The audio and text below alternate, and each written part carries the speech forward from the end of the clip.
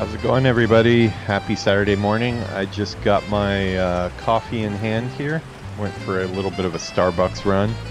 Yuki is still in bed. It looks like she was up really late last night. Wasn't quite sure what she was up to, but I went downstairs and I noticed that she looked like she was putting a lot of work into planning a Disney trip for us to Tokyo in beginning of February. So that's exciting. Yeah, so looking forward to that.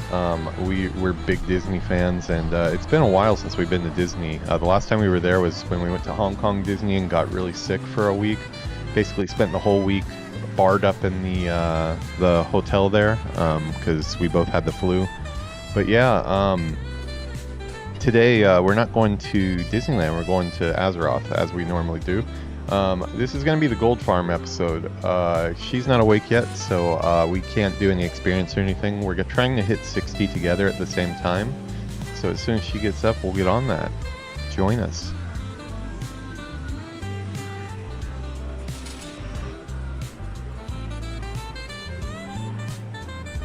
Yeah, last night in today's episodes, the goal is to not get experience because we're pretty close to level. I'm really close to 70% into the level right now.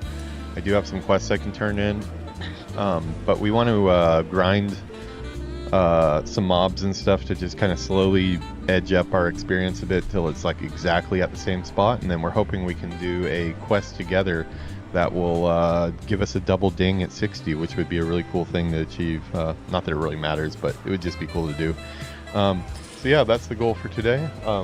We have an appointment tonight. It's like 10:43 a.m. right now, but tonight at 5 p.m. we have an appointment with our I don't know, I guess you would say he's not a barber because he does women's hair too, but yeah, I really don't know the difference between a barber and a hairstylist. Yeah, let's say hairstylist, but I'm gonna get my hair cut. She's gonna get her hair cut. She's gonna get some straightening and done, and some treatment, and maybe some coloring too. She might have different color hair the next time we see her.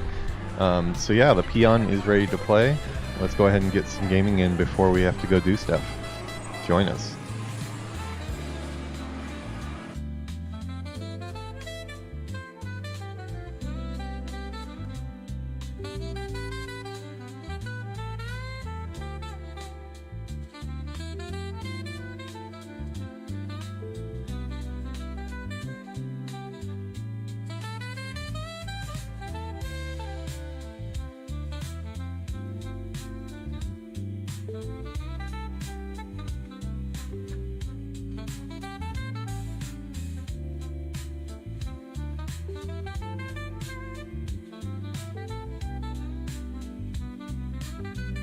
Alright, so yeah, this is all about getting some gold. I tried some business ventures in-game the other day, and they did not really pan out.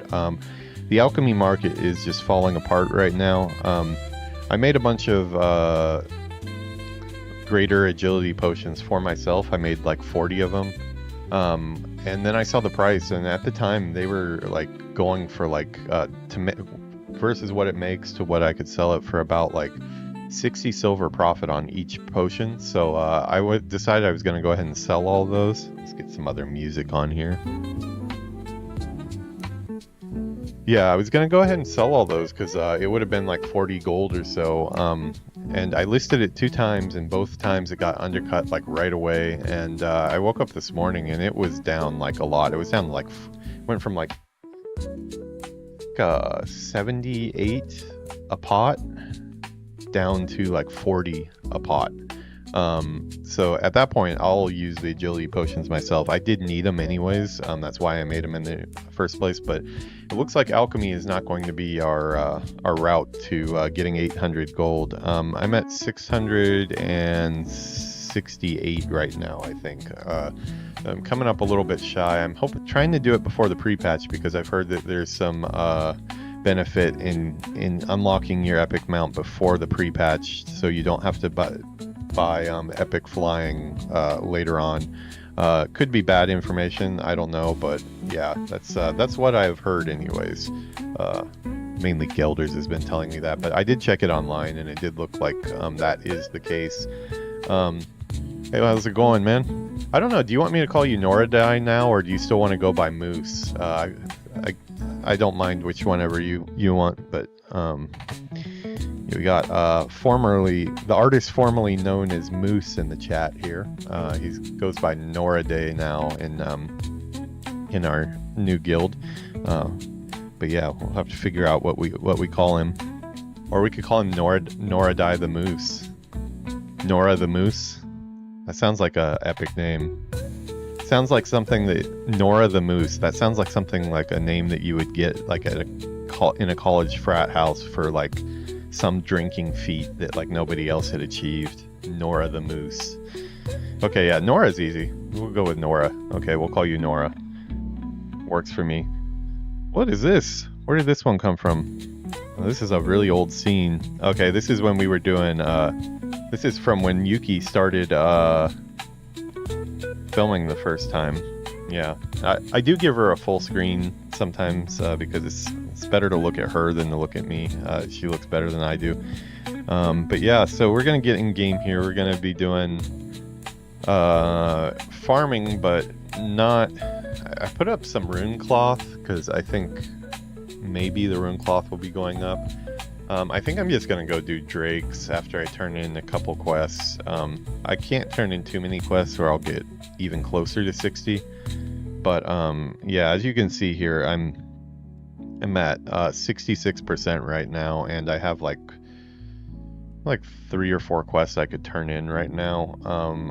I don't want to hit it yet. This stream, this episode 59, almost organically it became level 60 at episode 60, and I kind of like that. It just kind of feels good.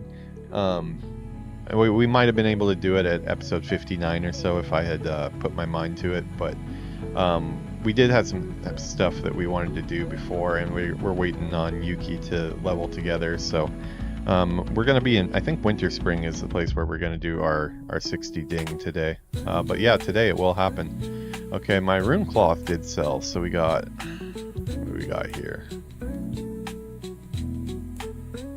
676. I feel like I get more gold when I'm questing and stuff, which is what I can't do right now, so I'm probably gonna have to ding 60 and then get the rest of this gold. I just don't know if I'll be able to get it by, sounds like all day Monday the server is down for like 24 hours. That's something I was not really expecting, and also I have a day off on Monday. I just found out from Yuki last night. I didn't even know, but it's another one of those crazy Japanese holidays, and I'm all for it. And check the price on agility potions one more time. I don't believe my Arcanite cooldown is up yet. No, 1 day and 3 hours until I can do an Arcanite bar again. That's a shame. I got the Flask of Supreme Power, which should be a big money maker, but it's just at the end of the cycle like this, right before we hit BC, nobody really cares anymore, it seems. And that one, I actually, after doing some research, I realized I have to get into Skullomance to use the alchemy lab. Wow, how many? 20 stacks of 5. Is this all that's up right now? Oh no, there's a bunch more. Okay. I was gonna say, if I saw that many, I was thinking, should I clear out all stock of these right now and set my own price? But no, there's a bunch. Okay, we're gonna keep our agility potions. I'm addicted to them anyways. They're like energy drinks for this rogue. He lives on these things. First thing he does when he rolls out of bed is chug one of these. I've got my own real life version of that right here. Got a special one they're doing right now called Kohi and Cream, and it's like coffee and cream latte. Never heard of that one before.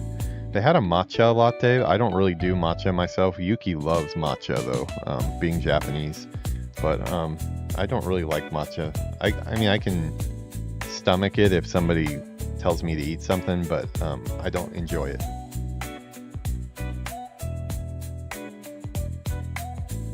know this is gonna sound weird as hell to people that like matcha, and I don't like seafood at all. I really dislike anything from the ocean for food. And for some reason, whenever I have matcha, I get a little bit of like a taste that I associate for some reason with something that's like a little bit seafoodish, which I know is not seafood at all. But whenever I have it, it hits me every time I taste it, and I'm like, the seafood alarm goes off, and then I remind myself, no, this is just matcha. So I don't know why. Maybe my tongue is messed up, but that's how it is. What's the plan for 60 to 70? That's a good question. That is a good question. Yeah, that's a good question, Nora the Moose. I kind of like Nora the Moose. I actually haven't considered that at all. I think for me the biggest thing is gonna feel good to not have like a monkey on my back with a hard deadline of when we have to hit 70 by. That's not to say I'll be going slow. I'm gonna be. I do really think that I will try to avoid the first day rush. I'm gonna do the event to go through the dark portal and see the masses all fighting at the portal and stuff like that. But once it gets to the actual questing experience, I want people to move out of Hellfire Peninsula just a bit. Maybe a day or so. I might run forward and try to do some herbing in Zangra Marsh if I can pick those yet. I don't know if they'll be too high for me, but I might do some herbing maybe just to try to get ahead of that and make some money off of that, or get my alchemy up. But yeah, probably like a day or so after, I'll start the actual leveling experience when it's a little less crowded. Yeah, I think we're going to be doing a lot of dungeons with the guild. The guild is very active in dungeons. So I'll be doing those. I'll be doing a lot of questing. I think hopefully we can get... I'd like to get back to doing a scheduled stream every week, because I think that's a good chance for our core group to kind of get there. It all just depends if we have the full core group. We need GM to get there as well. I'm not sure if he's going to boost a character or if he's going to get his paladin going, but we might be one short to do that. If we don't have a full group ourselves, rather than doing it at a set time, probably we'll just group up, like do what the guild is doing, whatever, kind of let them form groups and we can join like that. But yeah, I'm going to be on the rogue side project. I am probably in the pre-patch. I am going to be doing at least the starter zone for my paladin, because I have it in my plan for the channel to have a blood elf paladin and a Draenei shaman.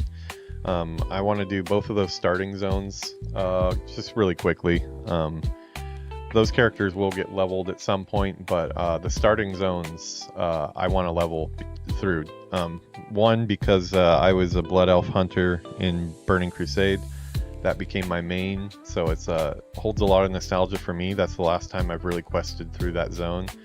And I've never quested through the Draenei area, which is kind of crazy because I've never rolled a Draenei actually. But as you can see on our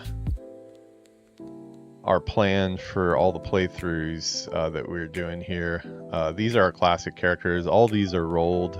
They're at various levels right now. He's all the way up to 23 now. But yeah, we are going to add in a blood elf paladin and a blood elf or a Draenei shaman. Those will be leisurely leveling ones though.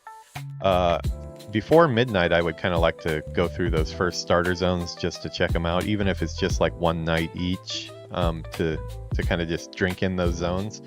I don't know about the Draenei Exodar zone because I've never been there before, but I know that the Blood Elf experience is getting revamped in Midnight, so it'll be cool to see it freshly and then compare it to Midnight when that goes live to really appreciate the differences. And of course, you know, we'll add in a Death Knight whenever we get to Wrath of the Lich King.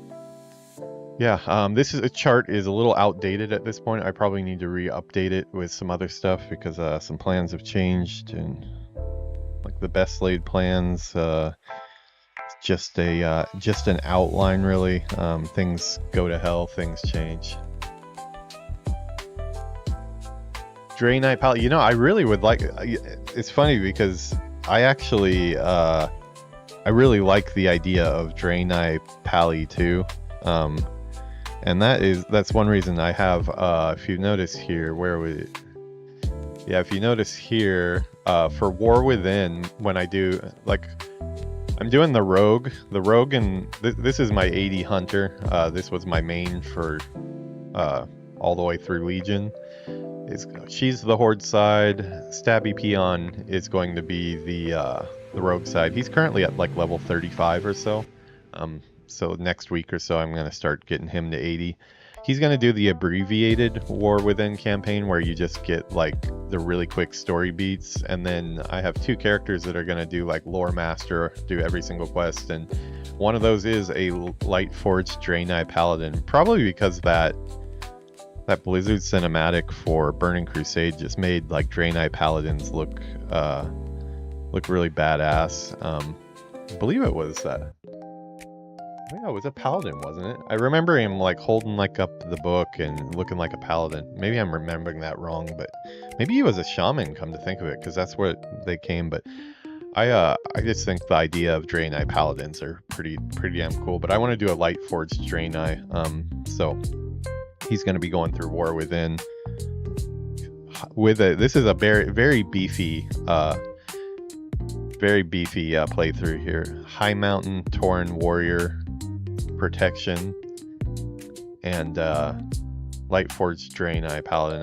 I hadn't decided on the spec for that yet, but I tried to do that. Like Shadowlands, I have it more of like a elfy theme here with the Void Elf and the Nightborn Priest, kind of stuff that just kind of matches them a little bit. This is the furry expansion, so I threw the Volpera Hunter in here as well to do Pandaria. He only got to like 18 or so. Yeah, we have a lot of plans going forward. I'm not going anywhere from the game. I'm gonna be here focusing in on WoW content 2026 and beyond. Yeah, it'd be cool to get some shamans. Yeah, that's like, because at this point, you know, our guild obviously doesn't have shamans because you know, Alliance couldn't have shamans at this point in the game. No, in pre-patch, you can't go through the Dark Portal yet. Pre-patch is access to Dray Knight and Blood Elf, as well as a lot of changes rolling down. Changes to like the mount prices, changes to a lot of elite mobs I've heard from Classic become non-elite, so easier for solo questing, and some other various changes. So yeah, so you can start your Dray Knight Shaman or your Blood Elf Paladin, but you can't go through the Dark Portal. Not till February 3rd.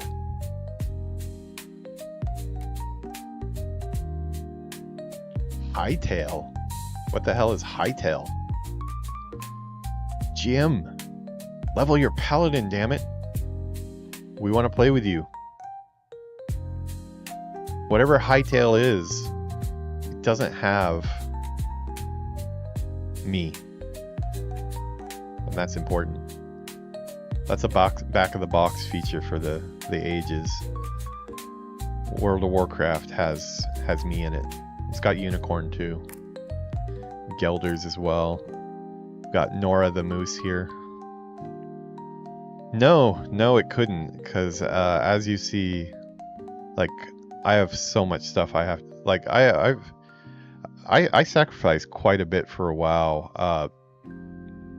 Being that like I'm a full-time AAA artist in the game industry, I should probably be playing the latest games and looking at the latest graphics and figuring out ways to bring that into my work. I'm foregoing that to play World of Warcraft. I'm also foregoing all the games that I'm into, like Dragon Quest and Diablo and stuff like that, that I would like to get into right now. But for me, World of Warcraft is more important. So I don't really chase trends and stuff. I don't really care too much about whatever is the hot streamer thing. I'm trying to go for I'm going for more like the mini year approach here on YouTube more than the chasing trends one. I feel like I really shouldn't have played other games on this current channel I have. That's why I'm going to be making a second channel, because I need to purge the algorithm of any other games besides WoW. So yeah, we're going to be doing a second channel. I'm planning my first really big video series right now. Yuki's going to be helping me on part of it. This dinging of 60 that we're doing today is actually going to feature in it a little bit. But yeah, it's going to be interesting. Got two big series in the works. One is the journey of the first year of streaming alongside Stabby Peon here, his character journey all the way to 60, and all the friends we made along the way, which will involve you two, of course. So you guys will be featured heavily in that. And then the other one is a special retail project that I have planned for me and Yuki, and that's going to be a kind of like a couples series that we're going to be doing, which I've been laying the groundwork for as well. That one I've got all figured out. I know exactly what we're going to do. I've figured out the rules, and yeah, it's going to be pretty cool. I'm looking forward to it. So yeah, I don't have time for whatever Hytale is, although I'm sure it's a cool game, but I just don't have time. It's a lot of cool games. Like, I have Dragon Quest Remake 1, 2, and 3 on my Switch 2 right now. That's how much I forego it. The first time I really played my Switch 2 was just like when I went on a trip a couple weeks ago. I had it since launch, and I had only turned it on one time because of WoW.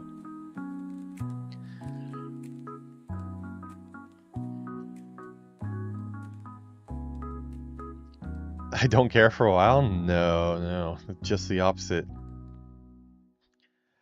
I care too much about WoW. That's where all my goals are for streaming in WoW.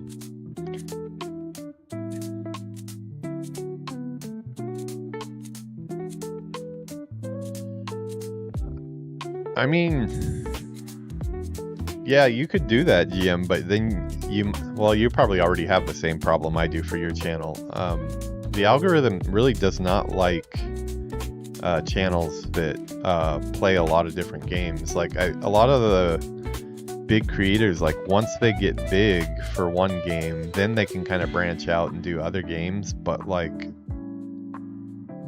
for me, it's like twofold the reasons not to do that. For one, I just don't have enough time in my day to reach all the WoW goals and, the video editing that I need to do for different series and stuff for WoW. So I can't really add on another big focus. But also, the algorithm hates it. It does not traffic WoW people to your channel. Sounds dirty when you say traffic that way. Maybe we shouldn't use it that way. But yeah, it doesn't. Like, there's a lot of brand new WoW channels that only have like 1 or 2 videos, and they get recommended into my feed because I watch a lot of WoW content. My content doesn't get sent into brand new people's feed, even despite all the videos I have, and I think it's because I've played a lot of different games on this channel before I focused only on WoW. I think that is a big factor for it. It's not the only factor, but it is a big factor. I want kind of a fresh start, so you might be kind of dinging your channel a bit if you do that.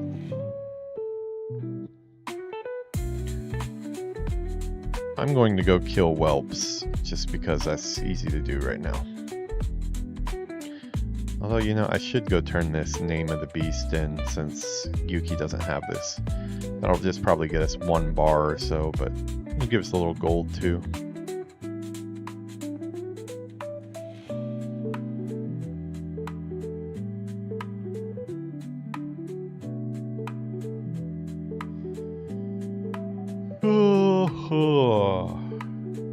Coffee is not working yet.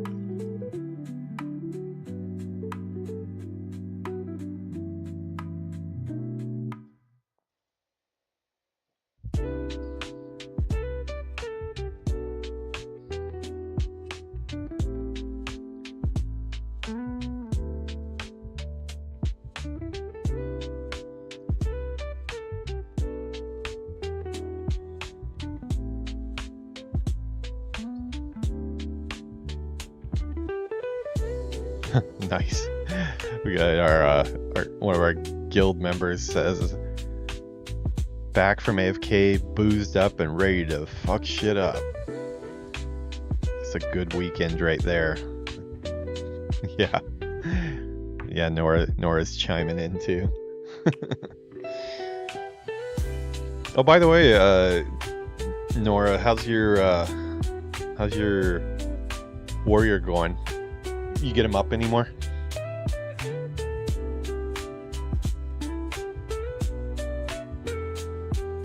All right, because you're a friend, GM.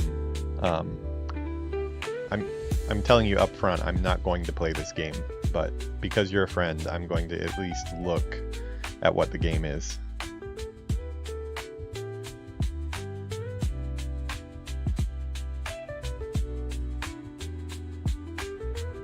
Hightail.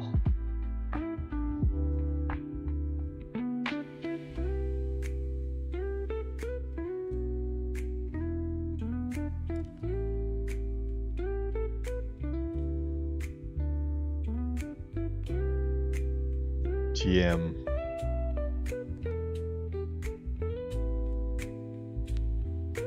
This doesn't look amazing.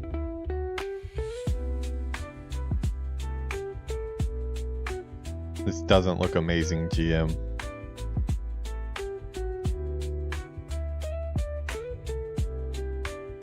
I'm looking at this as a game artist, and the concept work I'm seeing here. I'm not a concept artist, and I can do better concepts than this. I'm a little bit worried. I mean, I'm sure it might be fun, but I don't know if it's something to throw WoW away for. Well, especially when they took the Lich King. Straight up just took the Lich King. I think they've been playing their fair share of WoW. That's concept art's a little bit better here. Yeah, to each their own. Level your paladin, damn it. play Hightail, but also level your paladin. Or boost a character, I don't care. We just want to play with you. I feel like the boost system for WoW was made for GM. Because he wants to play WoW, but he has a hard time sitting in the chair, so I think it's made for you. I think you should use it. Yeah, it's an indie game. I can definitely tell it's an indie game.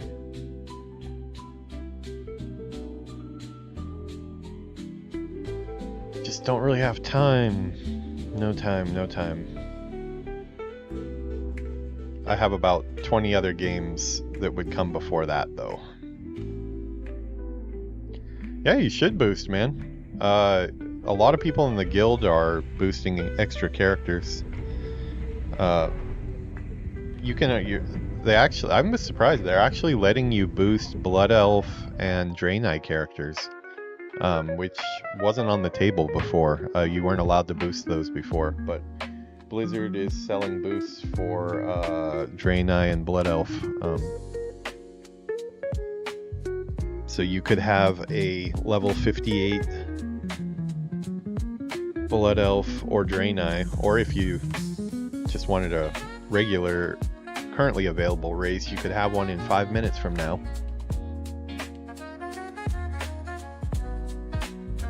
Yeah, they're letting you boost Blood Elf and Draenei this time.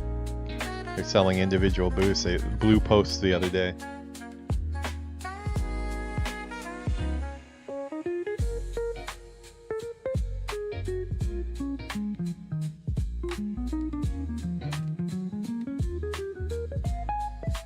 Yeah, I mean, I think it's a good move. I mean, you have to take into account that this is like the third time. I mean, if you take private servers and all that other stuff out of the equation, it's the third official release of Burning Crusade. So, I mean, I think at this point it's okay to let people look like a Blood Elf and be level 58. I know there's like that. Oh, I'm the first Blood Elf to level 60 or whatever, but that doesn't really matter. Just let people do what they want. Everybody's got different schedules.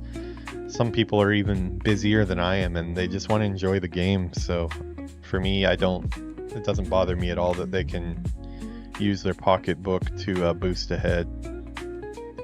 I don't do it that way just because I enjoy the questing and leveling so much, but I'm glad it's a service available for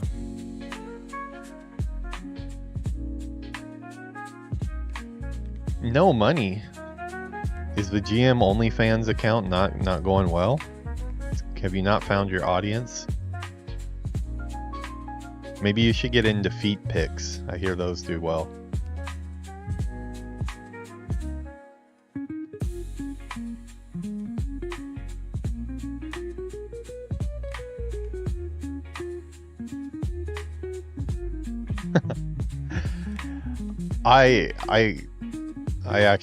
I thought it was just a joke account anyways, but you're making me feel like it might not be a joke account.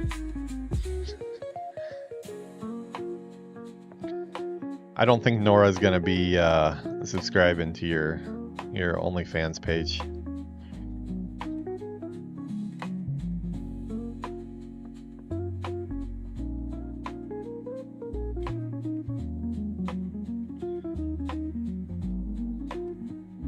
Walking on water.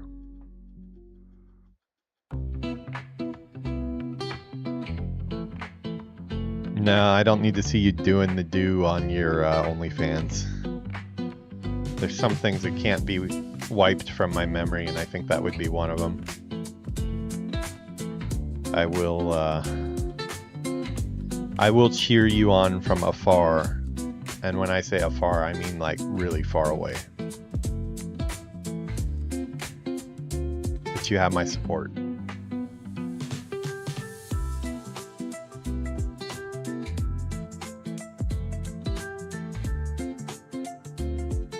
No, we're not doing the do together. We're definitely not doing the do together.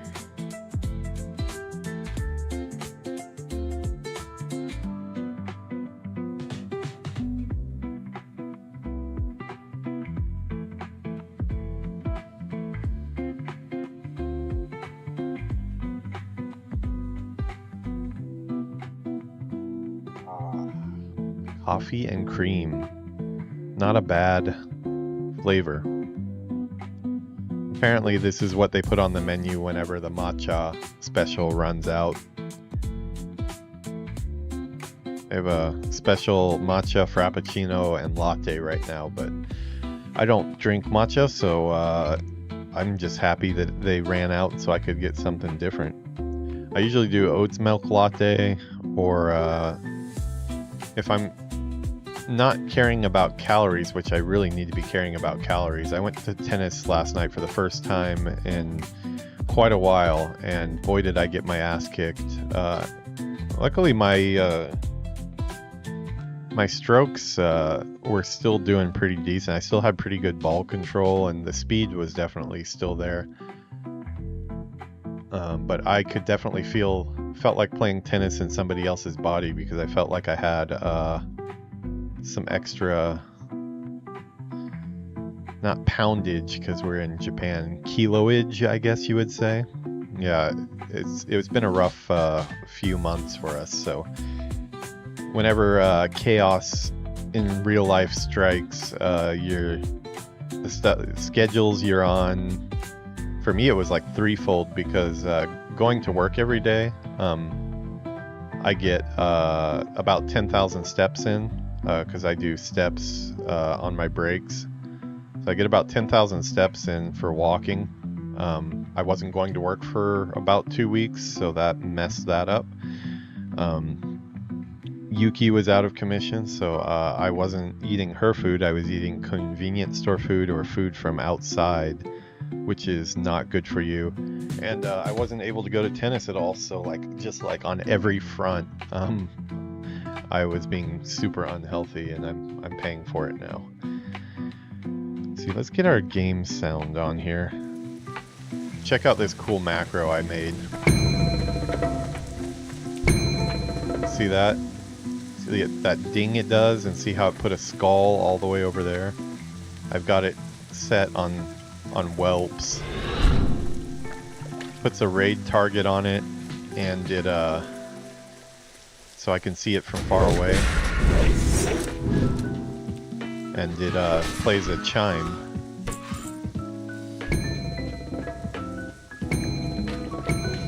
I had it so it wouldn't target dead ones too, but I ran out of character space on the oh, we might have somebody else out here killing whelps right now. Yeah, there's a way to make it. Let's see there, put an X on that one. The searing hatchlings, I put an X on. The other ones, the other version of those, I put a skull on.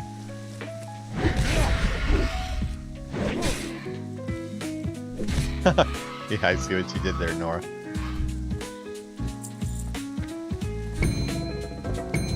If anyone's talking about strokes, it would be GM and his OnlyFans page, right? Damn ads indeed.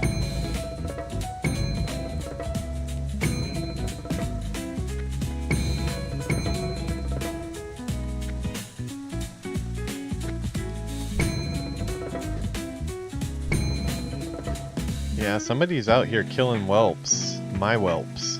I don't like that.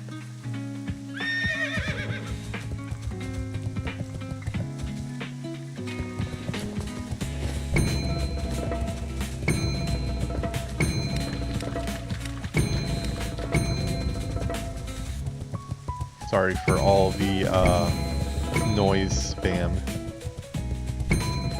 Man, somebody is going to town on the whelps right now.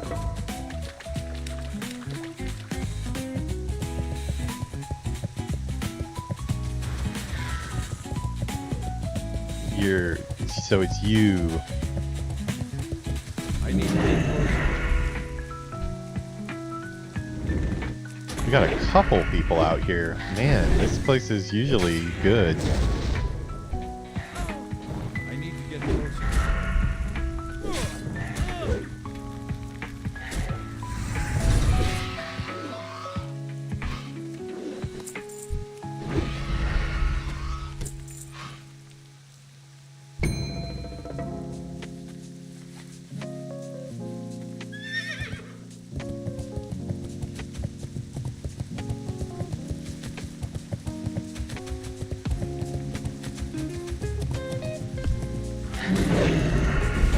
Jump on Discord? Oh yeah, I could. Hey, there's a flame sack. That's what I'm looking for. Let's see, where's my Discord? Yeah, I'll just go into the classic party chat.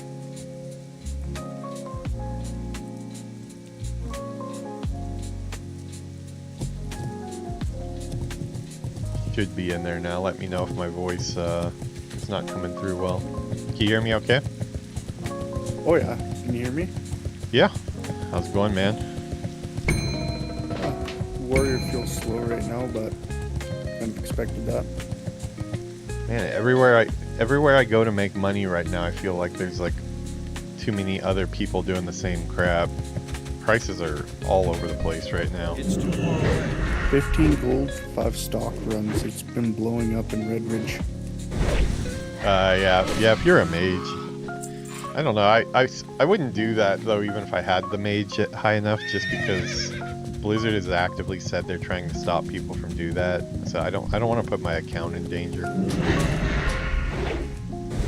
This is a vanilla account, so like I've had it for so long, I don't want to jeopardize it. Oh, I get that. Gelders has got on his vanilla account too. He's got his Murloc from the first BlizzCon. He's got a bunch of really crazy things on the retail side from just playing all those years. Is your account pretty so old? From Shadowlands. Shadowlands, okay. That's like right the first one that I didn't do. So that would be like what, 7 years ago or so?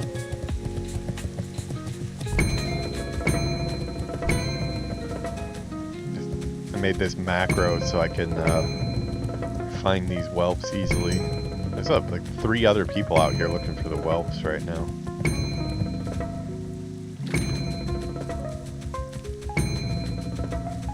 Wow. Yeah, we're able to boost shamans.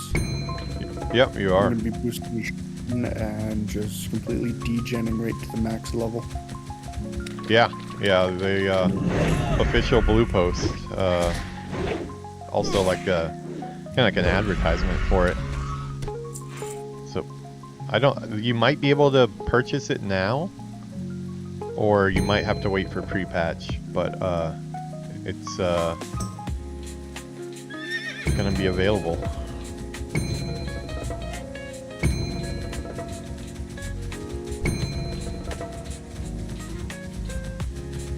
Yeah, that's exciting information.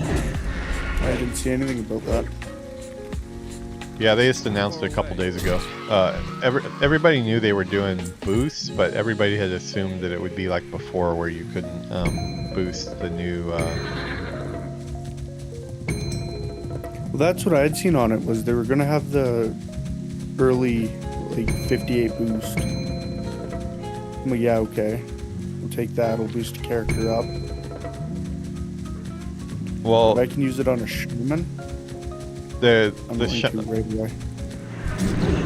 the shaman and Pally for Blood Elf and Draenei is definitely, that's a blue post. There is a rumor out there that I have not seen confirmation of, that they're selling. They're also going to be offering unlimited boosts, like basically like your account. You can purchase some type of boost for your account where you can make as many 60s or 58s as you want. That's still a rumor though. I haven't seen anything confirming that, but I've seen it in a couple places that they're thinking about doing that. I'm assuming that would be pretty expensive though, even if they did do it. Oh yeah, like I brought the early one just with the boost, just because I wanted to have something in my back pocket for a different character, maybe like a Blood Elf, but if I can boost a Shaman, I need to get close. hands down, without a doubt. Yeah, for sure. So the Warrior, you're gonna play that in the kind of mainly in the Alliance Guild. Oh yeah, or I'll either I might main Warrior, but there's a good chance I'm going to be maining Shaman. That's cool. I mean, I'm sure the guild needs everything. You gonna do a Horde Shaman though, or a Draenei Shaman? Oh, it'll be Draenei. Oh, sweet. I thought you play my said Horde Blood Shaman. Elf Shaman, so I was like, I don't know. I meant Draenei. I wish we had a good Horde guild too, but Unfortunately, No, right not now it's just the Alliance side. I'd love to get back into the Horde part of it. Yeah, I like. my entire guild tonight. I'm actually trying. I was just thinking this morning, because I have a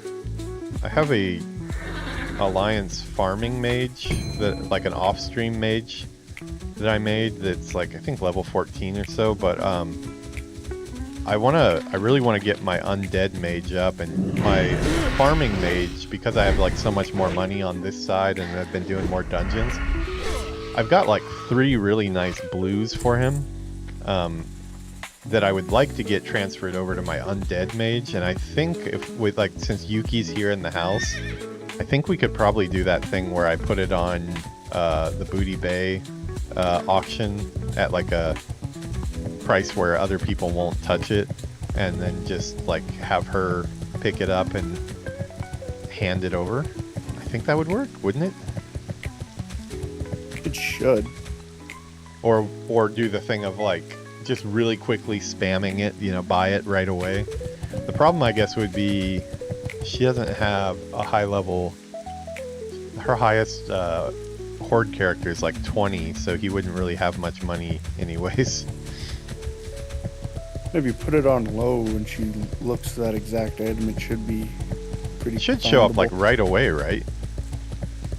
Well, she might have to refresh it or type it in. You post it, then hit enter. I guess there'd be a small chance of it getting sniped by somebody, but I would like. It's a Magician's Mantle. It's like a 20 gold blue, and Starfall, I think it's called, that wand that's a blue, and some really good Spellbinder boots. They're also blue. Be like a nice boon to my my undead mage to get him leveling a little bit quicker. His gear is such crap.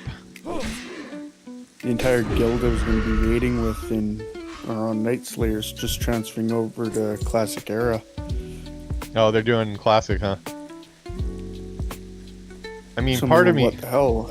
part of me thinks that would be cool, but I just want to play the new content too. But what I really wish is they gave you just like everybody who has a character here, that character automatically goes to Era, but you also can take them forward. So you have like your one that can't pass 60 on Era, like frozen in time kind of, and then you can go into Burning Crusade on actual Dream Scythe. I don't know why they don't do that. It would be cool to like diverge, like have divergent timelines from that part, and like clone off the characters. Yeah, just kind of like the version of this character that goes to TBC, and then the version that stays in Era forever and just progresses through stuff here. I don't get it. Me and that guild were talking since I first joined it about how we just wanted to raid and get through TBC, do Wrath. Yeah, Wrath will be fun. Oh yeah. I've never played Wrath from the Alliance side.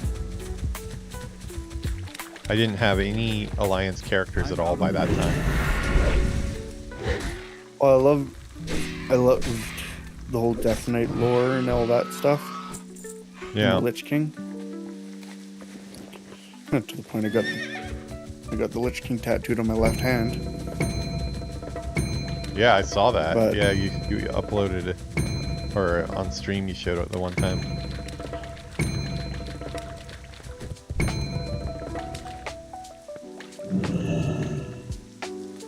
I'd be happy if they take this version right to Wrath and then they stopped. Kind of leave something cemented in history. Wonder how long it would take to get 60 to 70 casually.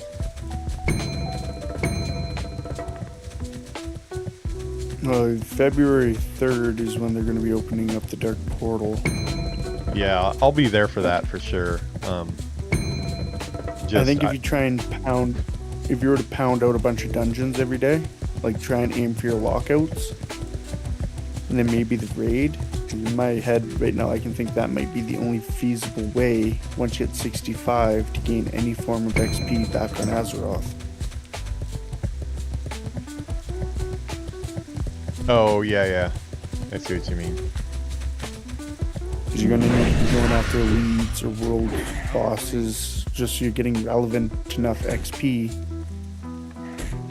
to progress.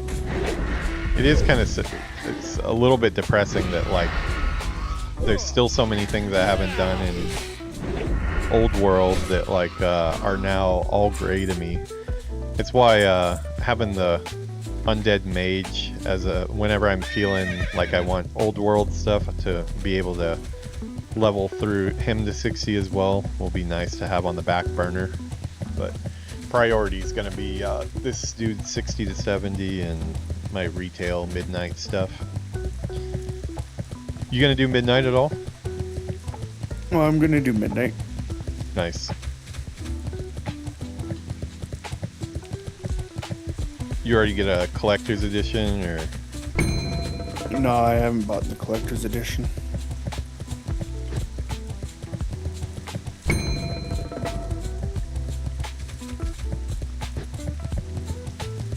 Oh, my big thing is I aim for more like the digital version. I'm not really worried about having the collector's editions or anything like that. I like the more third-party things. Like right now, my escape key on my keyboard is the Lich King's Helm. Oh, nice. I had the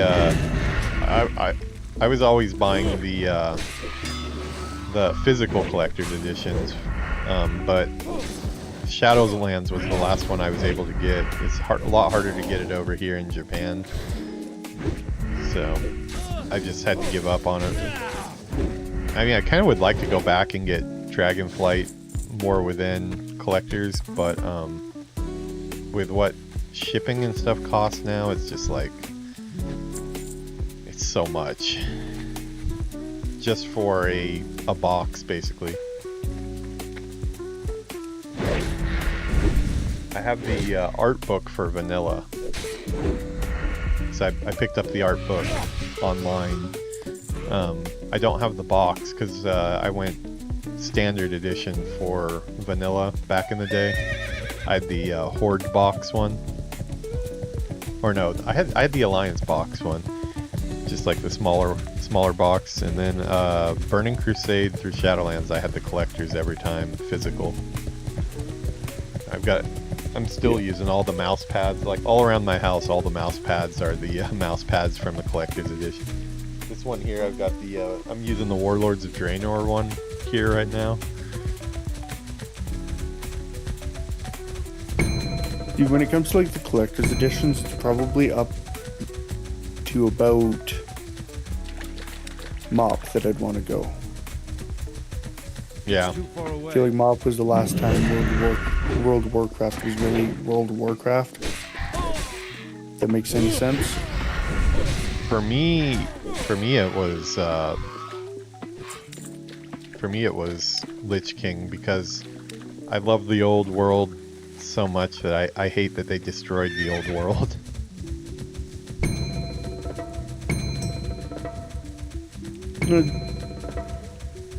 Like, I'm not 100% against everything that they've been doing, or that they've done with World of Warcraft recently, but like Midnight and all those, I love the Mythic Dungeons. I love raiding. But just, like, even the Great Vault just feels cheap. Oh no, I mean, like, I do like I've gone through almost all the books now at this point. We've only got a couple left, and they're like the really old ones. But I do like retail a lot. I just I don't think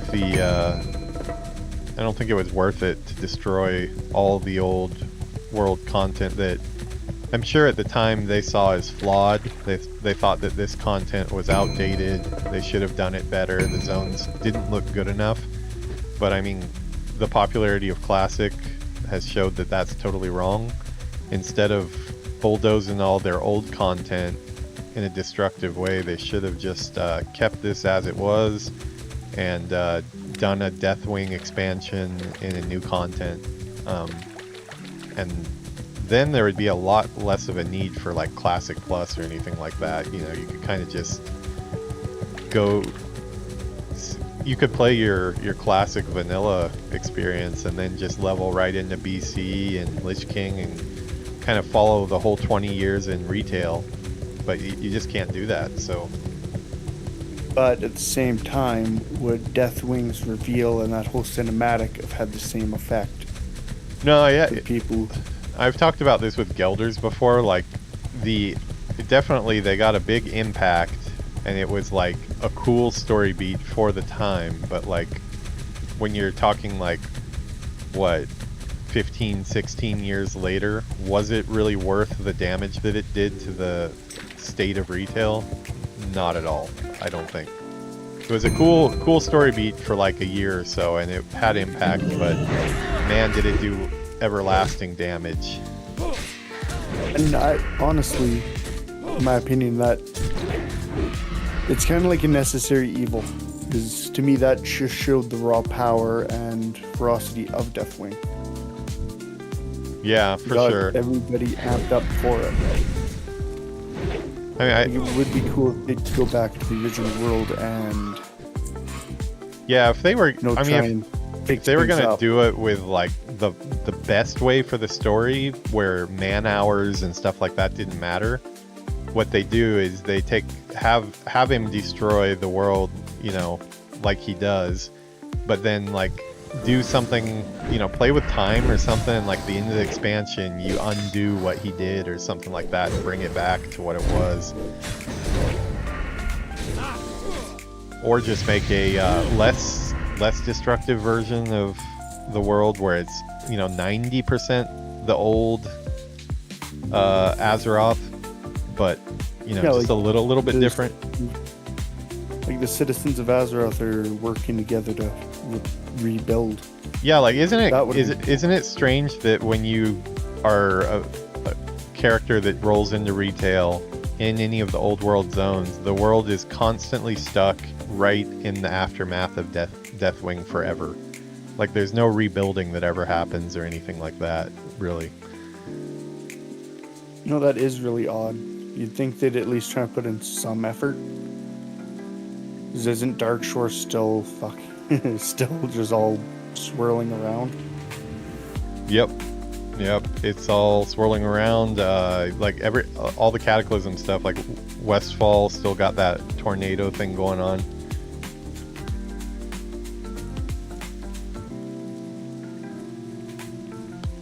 Yeah, to me it's odd that they left. It's like they basically made a mess of Kalamdor and Eastern Kingdoms and never cleaned up their mess.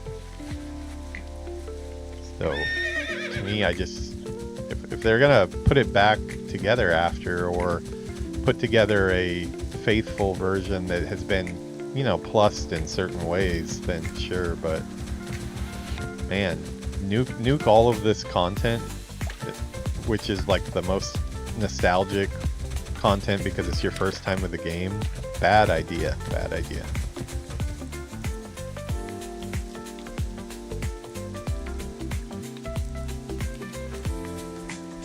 I can't believe I already have 1 day and 18 hours on this guy.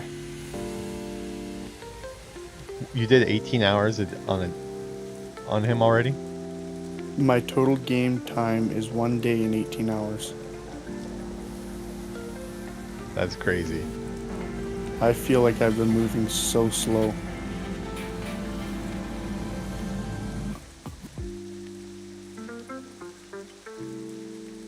Sorry, talking to a guild member really quick.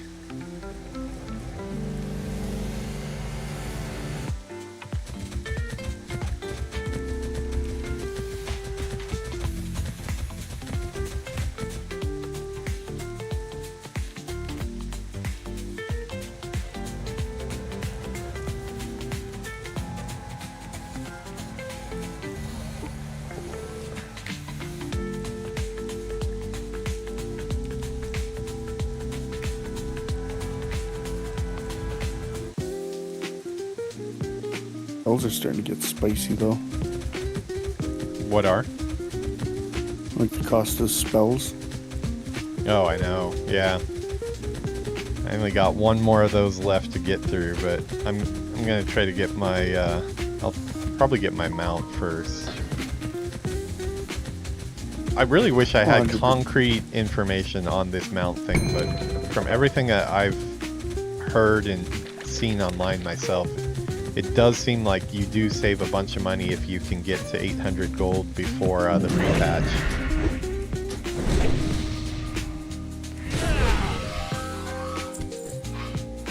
Are you hoping to raid sometime next week?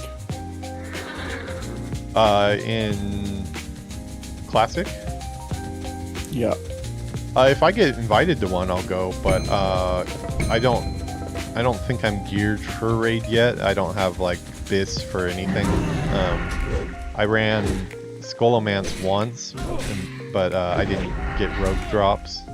Well, I got a PvP sword, but it's like a sword that does silence for 6 seconds, so that would be nice in PvP. It's like just as good as my Kroll Blade too, as far as damage.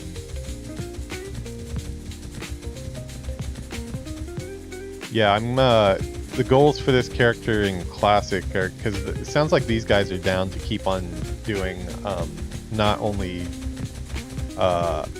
Outland stuff, but they want to keep on running the high level dungeons for Eastern Kingdom's Kalamdor. I want to at least do each vanilla dungeon one time and clear it. Right now, I did all the way through Sunken Temple, and then I did Skullomance, so I think I skipped a couple, but I need to go back and hit the ones that I haven't done yet. Well, like even That's kind of my first goal. Molten Core and Onyxia's Lair, when it comes to TBC, they're still viable. They're great ways to level up or get any missing pieces of gear. Yeah, I definitely, like, for me, I'll probably try, just so I'm not like a burden to anybody with my gear and stuff, I'll probably try to get through every standard dungeon first. Once those are all checked off, then I'll start seeing if I can get into a Onyxia or Molten Core. But I'd be down to even like do Nax or something like that, like when I'm at 70, if that's doable. You know, with a group of maxed out characters. I just want to see the content, really. I don't care about if it's at peak challenge or not. Oh yeah, 100%. I was gonna say, if you need any like tips on different types of gear, there's a couple of add-ons you can use. Oh, this guy might know. I'm talking to way longer right now. I think he might know about the mount situation. Let me ask him.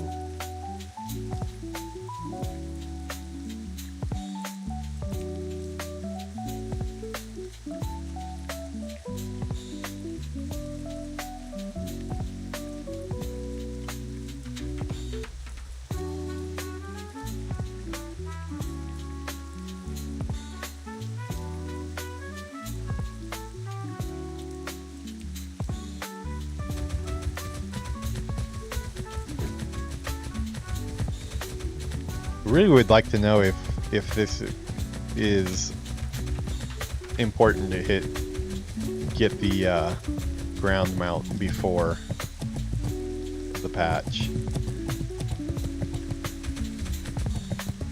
Have you seen anything concrete on that? I haven't. This is the first day off I've had in a while. Then I'm back to work tomorrow cleaning a mining shovel.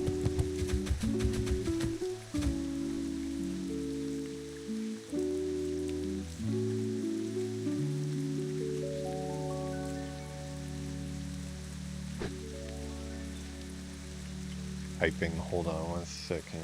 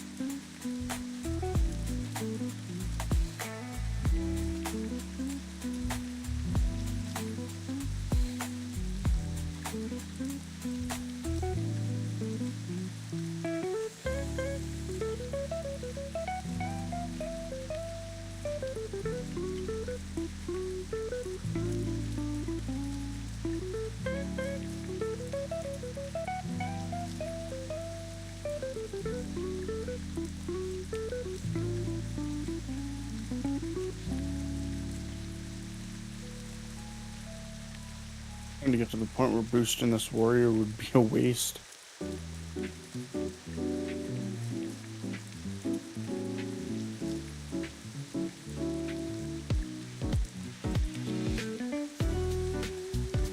Oh, sweet. Okay, the way longer is going to get the epic mount today, so I guess we won't know until pre-patch though.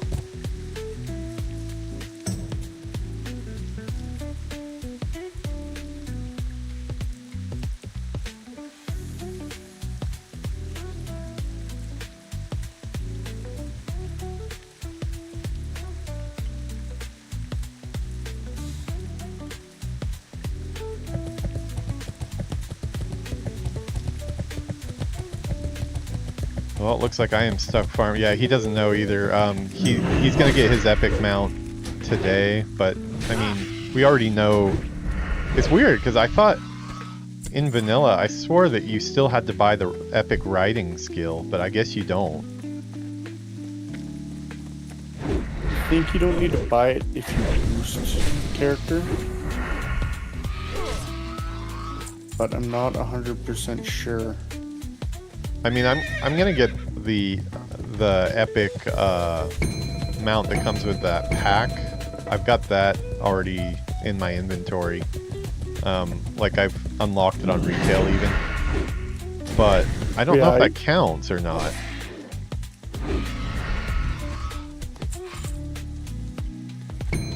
I picked those up too. I did the one without the boost. Oh, I got the one with the boost.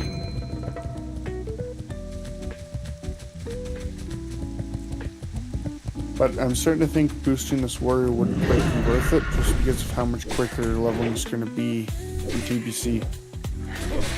Yeah.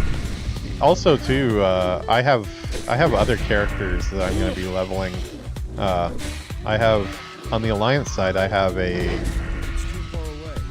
gnome warlock and a elven warrior. I also have what level are they? Like 12 or so. And then I have my hunter, dwarf hunter, that is 22. That's not bad. Those are like long-term leveling characters though, like 3-4 years from now, maybe they'll all be, you know, leveled up. So I have lots of projects. Oh yeah. I know how unrealistic it is to think all of those characters are going to be 60 or 70 anytime in the near future. Well, one thing, if you do want to level quickly, I stand by, is that RXP leveling guide.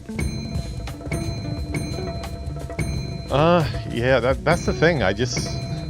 It's my bane. I have a lot of characters that I want to get leveled up, but I just don't really want to level them up quickly. I like living in the world.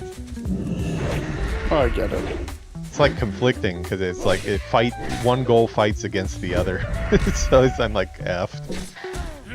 Like this character could have been 60 so much faster, but like I like finishing off zones all the way. Like I'll stay in a zone. I did a few different zones here that were totally gray just because I wanted to just have the vibes going through the zone again. I'll be back in a couple. Yeah, go for it.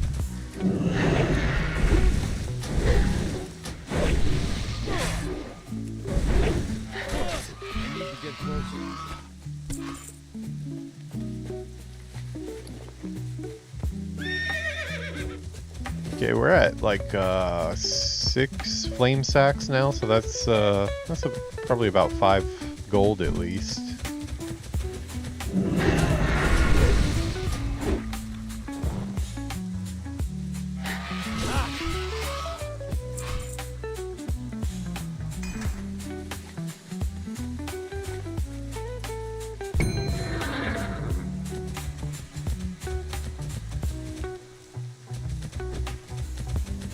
It's too far away.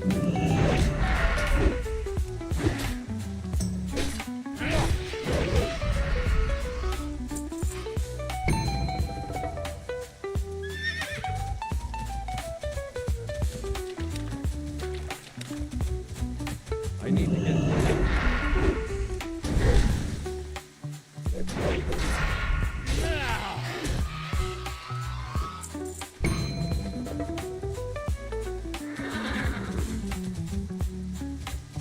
It's too far away.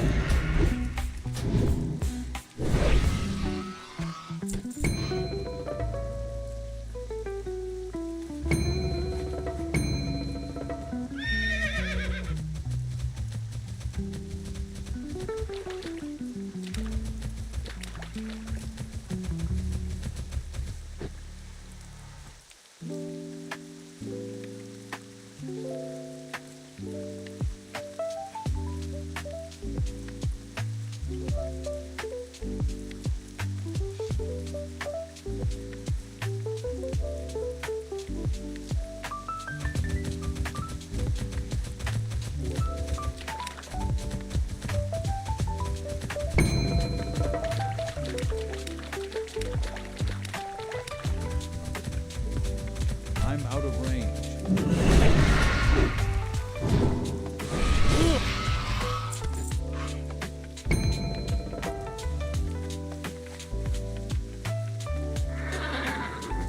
Got this down to a system.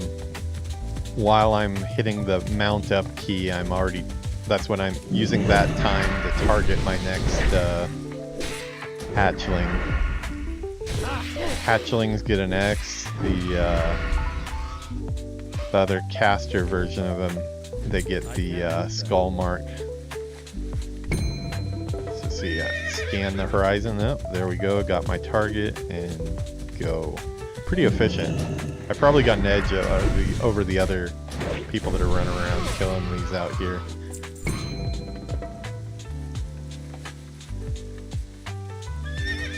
The raid targeting, being able to see that through terrain is a godsend.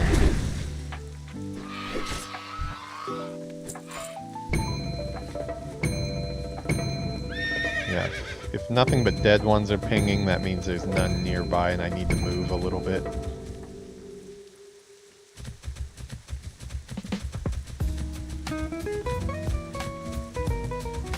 It's too far away.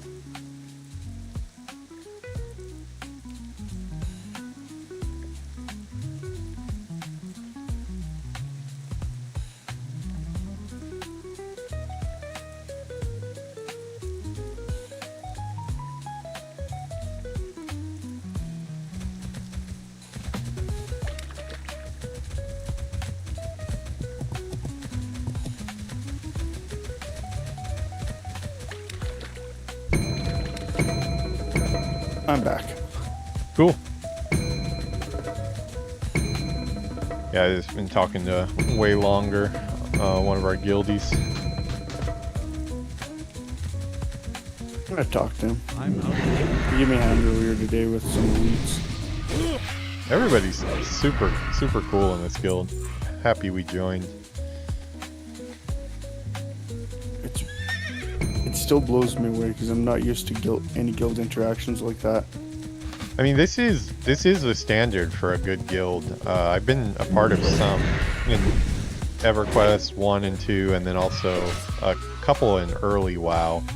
And if you find a good one, that's like, people are just like on the same chill level as you, and they down to help, and it's a great experience. It makes the game so much more fun.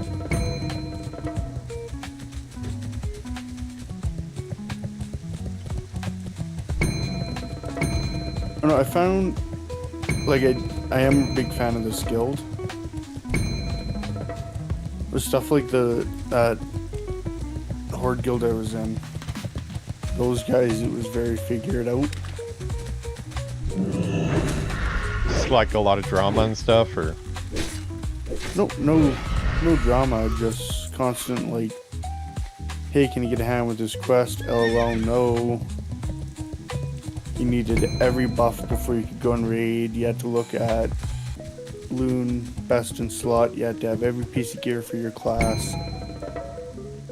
so it kind of stricklers for min-maxing their own time, kind of. Yeah, like complete min-maxers.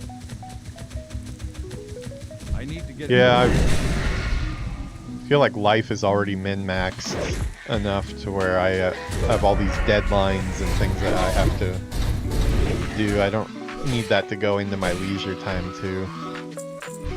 I already feel like Blizzard's kind of pushing it a bit, releasing Midnight this close to the Burning Crusade. It's like, put it a month or two apart at least, you know? Come on. Well, isn't Midnight... Isn't the pre-patch coming up, but then launch is May? Or no, March? It's like the very, very beginning of March. I need more of a gap. Would be nice. It's like right after I get this guy to 60 and figure out this mount situation, I need to get to 80, which I guess the easy part is like it's super easy to get 80. Oh yeah. I just ran a couple dungeons and got to like 35 really quick on the rogue. And if you're doing those like time walking dungeons, I can always jump on my Death Knight and tank it. Yeah, I did some of the Shadowlands ones for my rogue. Out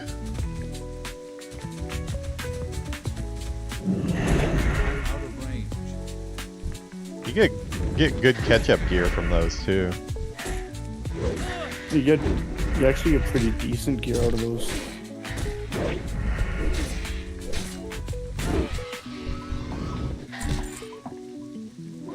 My 80 Blood Elf Hunter is like entirely geared from those. Although my gear is still super low level. It's like very low item level, but it's just because I started so low.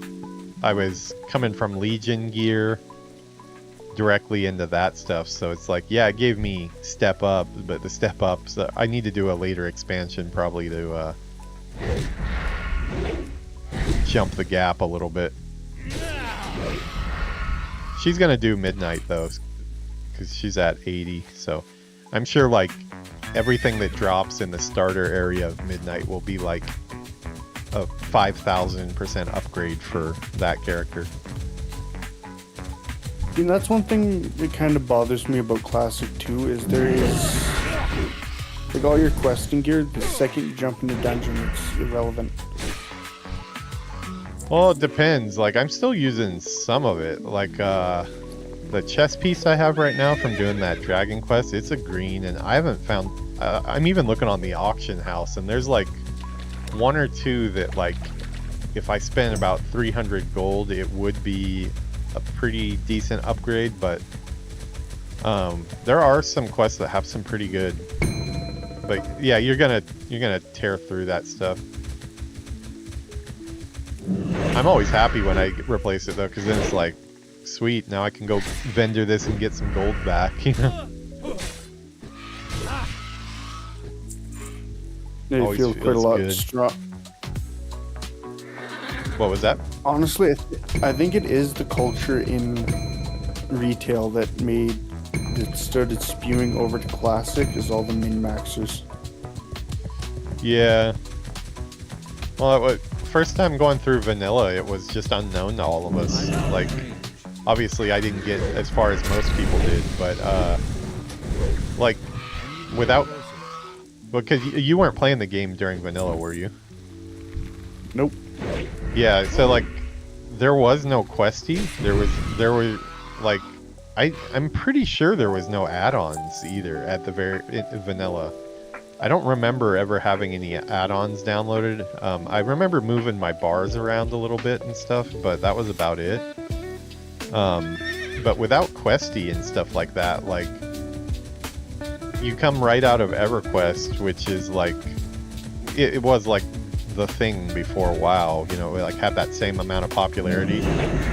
And in that game, the standard way to get experience is just to go pick a corner in a zone and make a 5-man group or 6-man group. I think it was 6-man, and just pull mobs for hours after hours. That was like how you got 90% of your experience. So like I came into it with that kind of mindset, and when I would see a quest, I would take it. But without questy, you know, you could read the thing, and you know, I was probably like what 25 or something at the time. Reading quest text was probably not my my strength at the time. I was probably brushed right through that stuff. So it was like I would get some of the quests done, but I wouldn't get the majority of them done. Even probably ended up abandoning most of them. I do remember grinding mobs a lot, which was probably really inefficient. I'm out of range. When did classic launch? That would have been what, 2005, I believe. Yeah, so it would have been like 3 or 4 years old. Holy crap! Yeah, yeah. 2005. I would have been 25.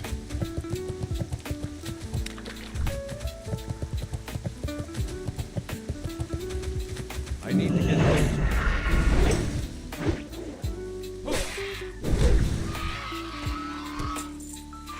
Yuki wasn't even born.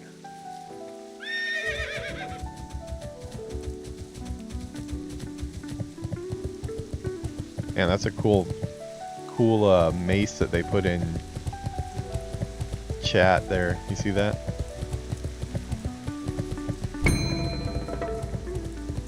Oh yeah. I have yet to see an epic in I'm out of range. drop in game yet.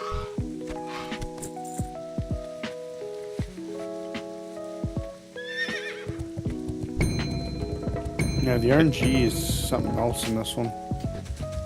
I can't understand it because I see some playthroughs of people, no joke, seeing like, it seems like about the standard is like if you've gone up to level 60, you'll get like 4 or 5 blue drops just off random world mobs yourself. I got one on my undead mage. I got an axe, or no, a hammer that a 2-handed hammer that I ended up giving to Slumber. And then just the other day, I got my first blue on this character, which actually is the cape I'm wearing right now. It was actually one I could this Dark Phantom cape, 15 agility, 6 spirit. Like, did Slumber just like fall off the face of the earth? He hasn't been on at all lately. so he was having some I think he was having some like financial issues, and then he was working at Amazon and stuff like that. So I don't know if it's possible that I know Amazon's been laying a lot of people off, but I talked to him after that, and I was asking him if he planned on playing anymore, and he said that he was actually gonna be joining the military. I need So to get I don't know if he's stuck with that, or if he's actually doing that right now, and that's why he's not around. But yeah, I know he said he was going to join the military, which was a surprise because, you know, I think he's like around 30, in his 30s or so, and had a good job with Amazon. It seemed like, although he didn't like his job very much, but kind of seems like a totally different line of work, you know. It's too far away. But yeah, hopefully he'll get to come back some, and at least even if he can't play regularly, just hang out once in a while, just because he's a super nice dude and cool to chat with and stuff. Yeah, he stopped at 37. 37 is where he fell off. GM has been stuck at 42 for ages now. We need to get GM going here. It sucks about a subscription. About what? You didn't see that what he put in the chat? His subscription's out of date.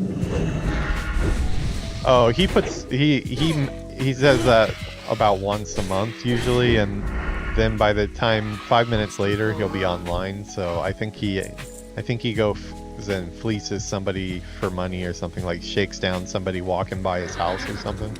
I don't know. He seems to take care of it really quickly every time though.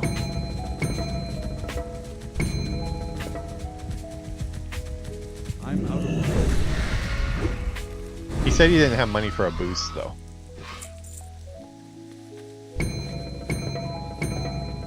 Boost would be good for him though. I'm not sure if I'm going to boost this character or someone else. 'Cause right now where I'm like rubbing up against, or yeah, I'm right next to 30, not 60. I feel like a boost might be a little bit of a waste. Yeah, kind of would. I swear, like, I felt like I almost got caught in it myself, so I think it does exist. You know, like writer's block, like, you know, like George R. R. Martin with trying to finish off the Game of Thrones series, how it's like more of a mental thing than anything, probably. That's exactly like it. I think he's stuck at 42, and like it's like because he hasn't progressed, it's like a mental block that for some reason he just can't get past it. Because I think I got stuck around the same level for like about a week or so, and I was just like, I am not making any progress at all. So I had to sit down and really like just grind it out. And then after I got over that, it was like, if anything, it's gotten like really easy to level after that. The mid 40s are the worst.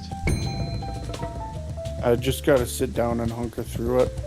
We have attention deficit disorder.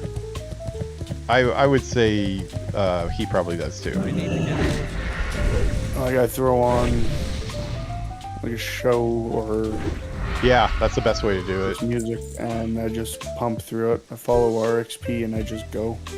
If I could do that, I would be leveling even faster. Unfortunately, because I'm streaming, I can't do that, or I won't be able to stream. My retail character, I plan on doing my videos for him a little bit different. So I have been doing that because I know I'm not going to use the audio track anyways. So when I was leveling up to 35 on the retail road, I went ahead and just watched some YouTube series and stuff like that, which was kind of nice. I haven't gotten to do that in a while. I've got my OBS set up so I can, like, it isn't going to pick up anything that I don't tell it to. So I constantly have either my music or a movie or something playing. The main reason I can't do it is because I try to keep a dialogue up the whole time that I'm doing the stream, so I wouldn't be able to enjoy any of it if I was talking the whole time.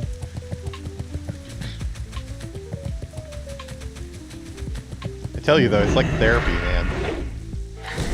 Talking to yourself. I can't underestimate how many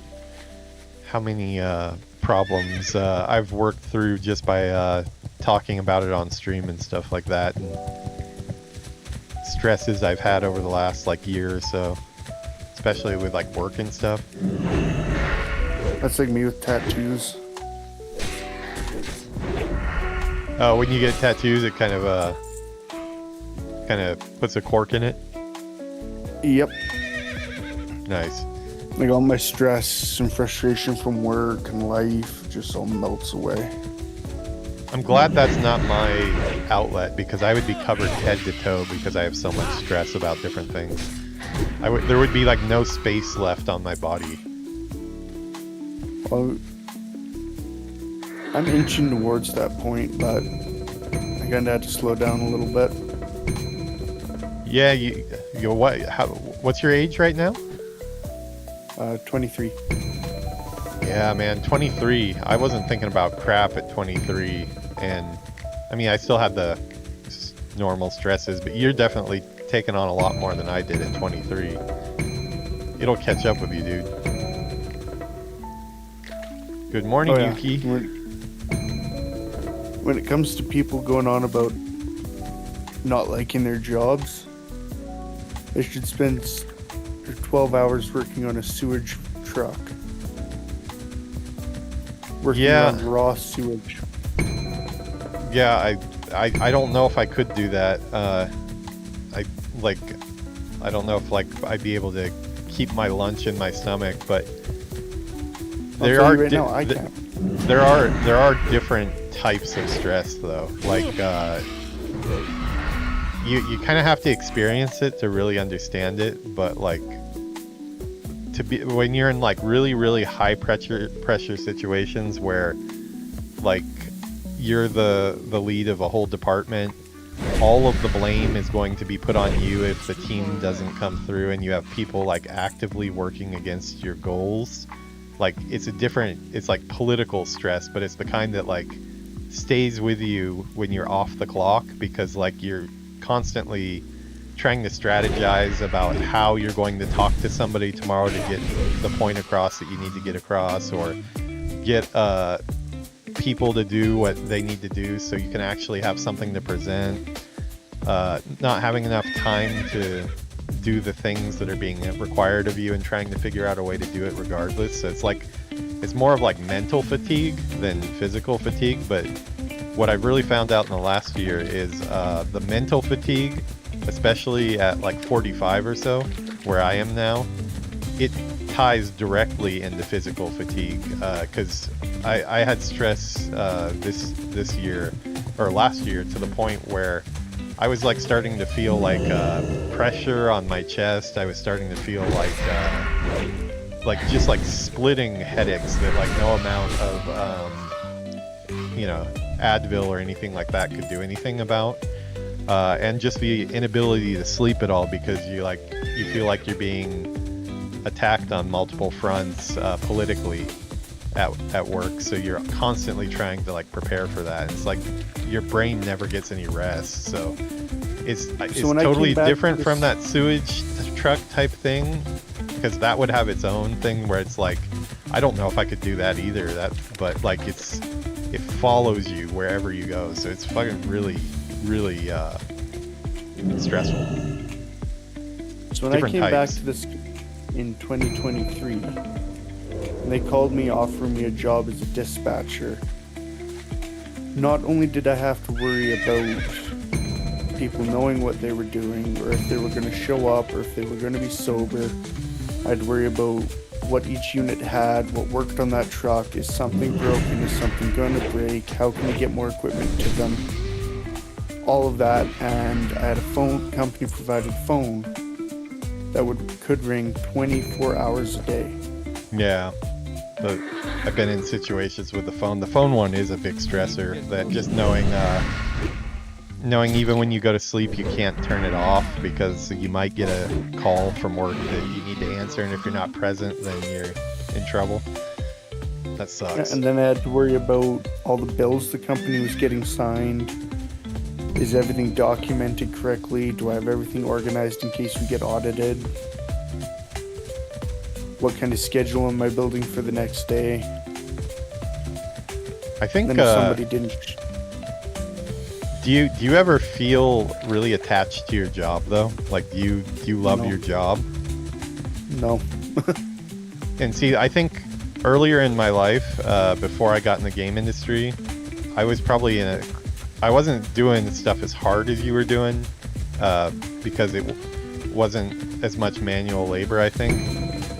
So it was pretty easy compared to like what you're doing, and I didn't have as much stress at all. I feel like at your age, I wasn't stressing about anything, but I was doing like computer salesman type jobs, stuff like that, which, you know, like Fry's Electronics, retail, stuff like that. It's just like, you know, you go home and you're done. You don't really have to think about anything. So it was not stressful. But I think one of the worst mistakes you can make, well, it's not always a mistake, but at this point in my career, it's a mistake, is caring too much about the job that you're doing.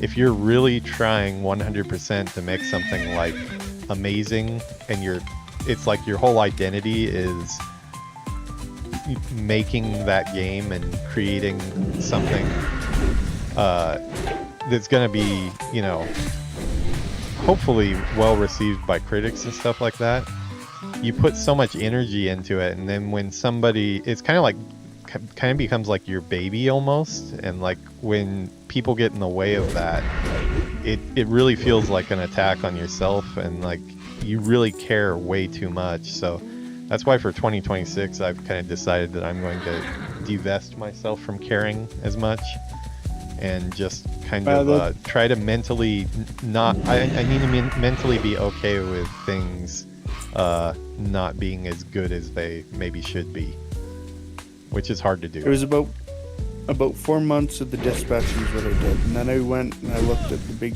manager and I told him, well, I'm either going to go work on a truck again as a swamper, or I'm quitting and I'll go work for the competition. So I got put back into a truck, and I can either work sewage, or work in a sewage truck, or work on a truck on a coal mine that's carrying a tank full of explosives. That's scary.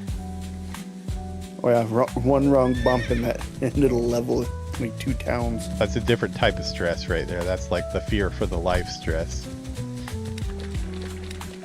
Well, I put in one earbud and then vibing out. I've done this. I've been in this field of work for like 5 years. But then it just comes down to, like, due to my age and the people who are doing the dispatch position now, there's just no respect. Yeah, for me, I kind of feel like I have to step back a little bit, because, like, while it's not carrying explosives or anything like that,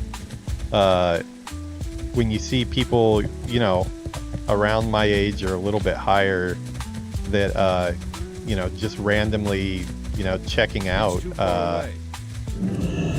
dying from, you know, stress and sleep apnea, stuff like that, it's just like, well, I actually really need to, like, consciously make an effort to, like, not be stressed out. I need to get a good work-life balance, or it actually could kill me, you know. So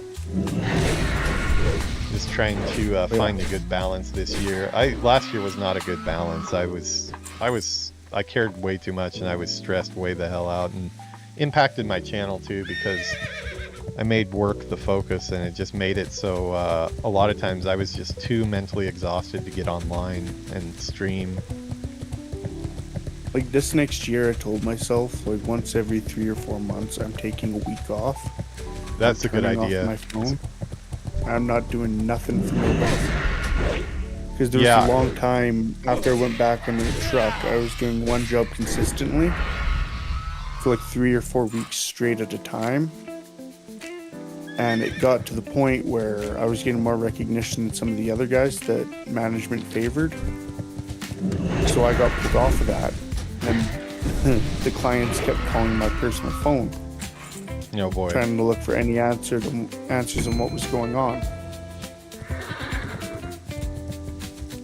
Yeah, So I would. I brought Go ahead. I brought that up to the management we have, and oh well, it sucks to suck. And I'm like, well, okay. So I was flat out with it. Like, I'm no longer in a management position or sent on that run. You have to contact this number.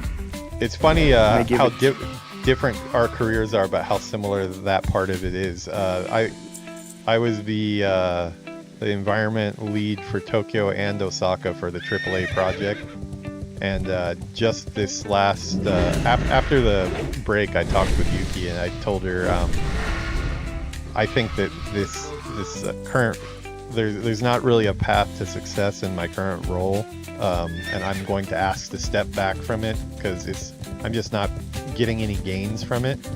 She agreed, so I basically told them that I don't want to be a lead anymore. You guys can find somebody else to do it, and I'm going to just do whatever you guys say. So I'm stepping back. I believe I think I'll be working happier like for it. Working in more of a blue collar industry, I kind of get to speak my mind a little bit more. And management's starting to get to the point where it's they see me and it's just, oh shit, what's broken now? Or what's going on now? Oh, I speak 'Cause I my don't- mind I don't- a lot because that's the one thing we have good in Japan. Once you get past the 3-month trial period, you're now protected by Japanese work laws. So it's kind of almost being like in a union or something. And it's really hard to get rid of somebody if your company's doing well. Like if your company's going bankrupt, then they can definitely get rid of you. But as long as you're showing up to work today, even if you're not very good at your job, it's still really hard to get rid of people. So I have the ability to speak my mind, but I've been speaking my mind for half a year now, and nobody's listening. And then I'm dealing with the results that could have been avoided if they would just taken my advice. And yeah, I'm not then having to, in Japanese culture, just because you're standing in the lead position, even if you advised against this exact like risk and urge them to not take this path, you still get to stand there and take responsibility for the failure because you're in the position. It's like a cultural thing. I just can't deal with that. It's like, I want to be held accountable for my own decisions, not you guys deciding to ignore my advice. So That's like yesterday when I was at work. The dispatch we had double booked a truck, so we had a truck going up at 3 a.m. That was going to be late for my shift at 7. yeah, So under Canadian labor law, unless I'm scheduled to go and do something, if I show up for my for my supposed start time, I'm out of range. they have to pay me. They can pay me to sit and wait. They can go, hey, it would be nice if you went and swept the floor. And I can go, nope, I was scheduled for this. yep. So I think they gave me the day off as kind of wagging their finger at me a little bit. I would take the day Well, off happily. Well, I did. And like, woohoo! Maybe I'll do more of that. Right? I need to get closer. Yeah, imagine like you're telling them, hey, don't double book that truck or whatever because like this is going to happen and this is going to negatively affect us. Oh, okay, you just double booked the truck now, even after I told you not to. Okay. And then the boss knows that you're the one that said don't do that, but then the boss still expects you to apologize just because it's the structure, like the place in the hierarchy. You're supposed to be the one to take the blame, like the fall guy or whatever. It's like, F that, dude. I'm not gonna. Yeah. You know, I'm gonna sit here and watch YouTube on my phone and laugh at you guys. Unless Yeah. you tell me there's another truck for us to go and take. Well, we need the sewage truck, and you double booked it. Speaking of sewage, shit really does run downhill, Oh yeah. especially in Japan. Well, you could just see the look in his face when I'm like, nope, I'm gonna just sit here and wait.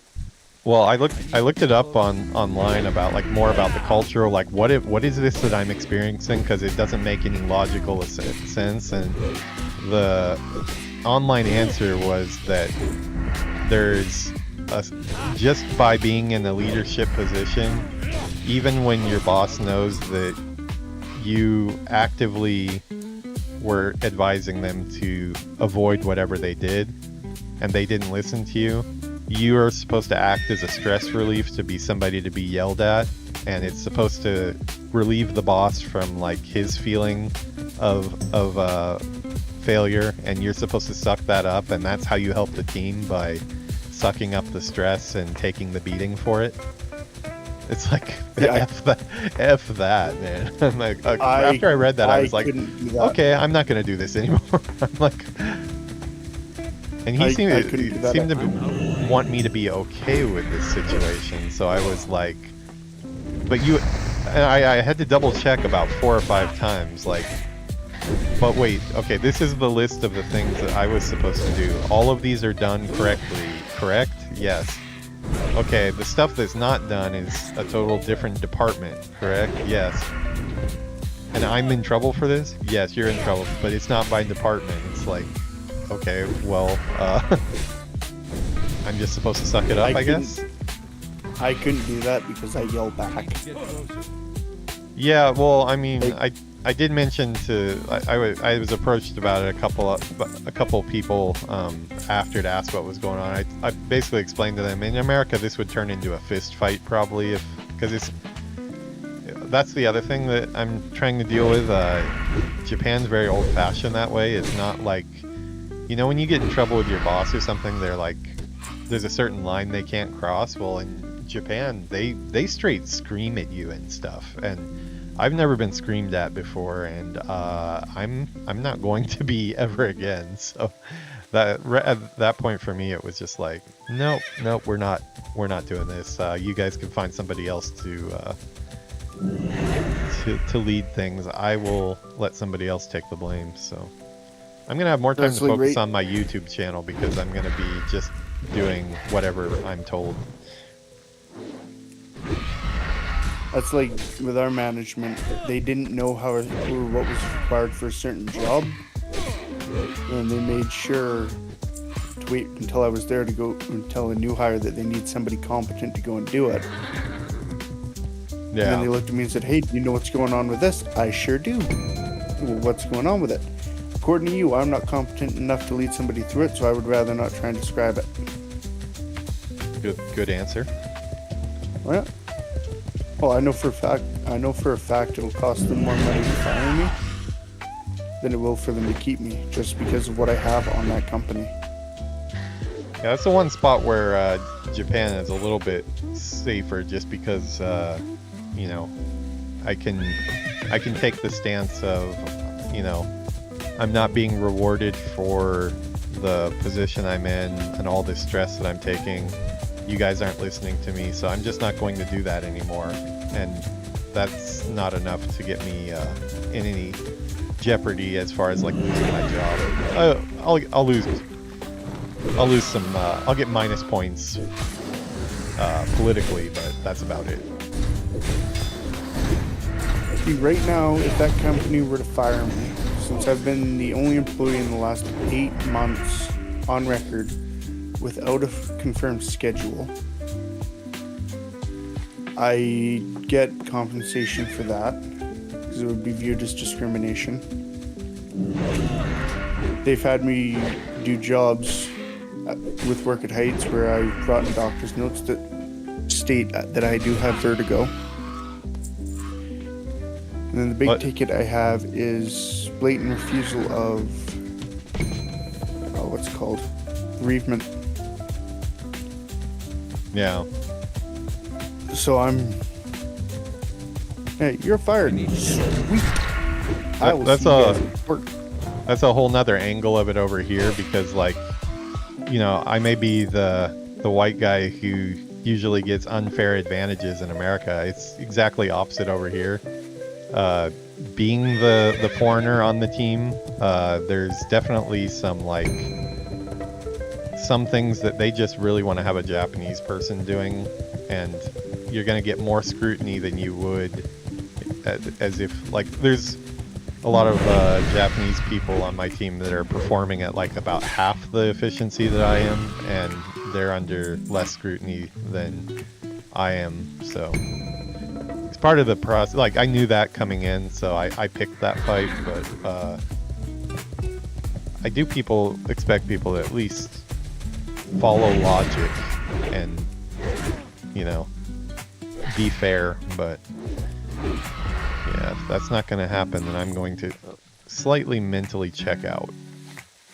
And I informed them so. Oh, I've went on the record right in front of the big boss. Like, yeah, when I hit that, when I scan my face at that clock, my brain gets shut off. Yeah. I will do a job. I've got to learn how to do that. It's going to be a process for me. I've had 1 week of it since I made my decision and asked to be taken out of the lead position, but I just kind of see problems in front of me and I want to fix them, but I got to learn to not do that. There's going to be a lot of stuff though that has been taken for granted that I've been fixing in the background without, you know, just being proactive. That it will be noticeable, the difference of what's going on, I think. Oh yeah, and it's like that whole night shift thing that I've been doing constantly. I started doing that because they had nobody else who knew it. Yeah. And then to point blank disrespect me in front of a new hire, I'll never do it again. Well, I mean, I kind of started out with a gripe. I talked about it on stream a bit when I was going through the interview process, but that type of treatment, it was just put together with I've been in lead positions for about 6 years or so, and when I was looking for the job, I interviewed and I was told them I was looking for a lead position because, you know, it's like going to be my 12th AAA title that I'm releasing here. I know what I'm doing. I've led teams before that are making bigger stuff, and they basically told me that they don't have a lead position available, and they want me to do senior. And I was like, well, that's disappointing. I don't really have any other options, so I'll just take it. So I just took it at a senior level pay, which was a huge pay cut. We're talking like 1/3 of what I used to make. And the first week I was there, I was then asked by the whole leadership team to become the environment lead, which I was like, that's kind of bait and switch, you know. It's a little sus, but I was like, tried to be positive. It's like, okay, well, I need to be patient with this a little bit. Like? Well, so that's the thing. That it was a do it now, and then in like, at first it was in October I was supposed to get the official, like, because in front of the whole team, like, I'm referred to as the environment lead, but on paper, like in my title, it's not in the title yet. They've just verbally made me the lead and gave me all the responsibility. So I have to do like presentations to corporate, stuff like that. I have to do one-on-ones. I have to do everything that a lead does, all the scheduling. But I'm doing it at a senior pay with the verbal title in front of the whole team. Like, the whole team knows me as the environment lead, but within the organization, I'm still written on paper as a senior. And they're supposed to change that in October. Then it got pushed to end of the year, and it still hasn't happened. Now they're saying like February or so, and I'm just tired of being dicked around with. So I kind of feel like the free trial is up, and I'll go back to what I'm actually being paid for the time being. That would have been, I would never have done it without the raise. Which is what makes it a little more bitter and hard to swallow, because it's like I've gone out of my way to accommodate and, you know, be understanding, and still end up under the gun for stuff that's not even my department. And they acknowledge too that it's not my department and I have no control over it, but that's where that part of this role is being the whipping boy even when it's not your fault, and that's where I'm like, nope, bridge too far. Not doing that. That stops right now. Yeah, and it did. That happened on a Friday. I went on break, had a talk with Yuki, and I came back and basically handed over all the 2026 planning, told them that I was not interested in taking care of it anymore and they can find somebody else to do it, which they seem to be scrambling to find. They asked me a couple times to go out to lunch, and I'm sure they want to talk about this, but yeah, we're not doing that.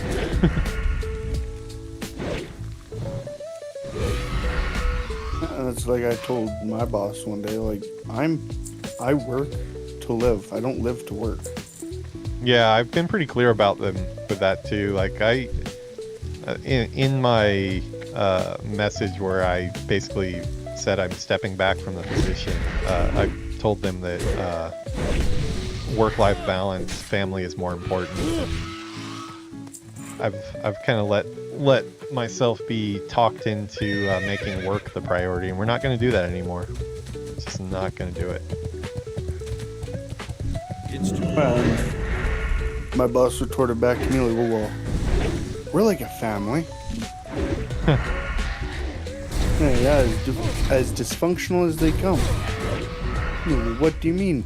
We lost one manager who's trying to make shit better because he kept getting pushed around and dicked around.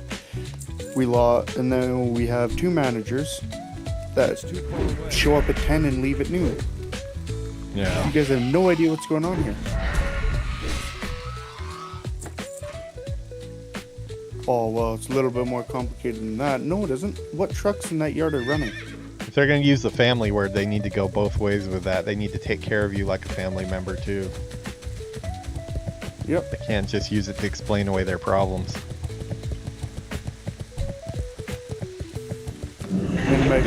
This has been the bitching about work stream, though, so... The good thing about it is, though, even if my boss was watching, I would be saying the same things. I've been saying the same things to them directly over the past week, so I just don't care. I've been saying it for years. Well, I mean, you've watched my stream a lot. You know that I don't really go into specifics on stream about things that are going on. That's all just being professional, but I'm tossing that out the window now. I'm just pissed off.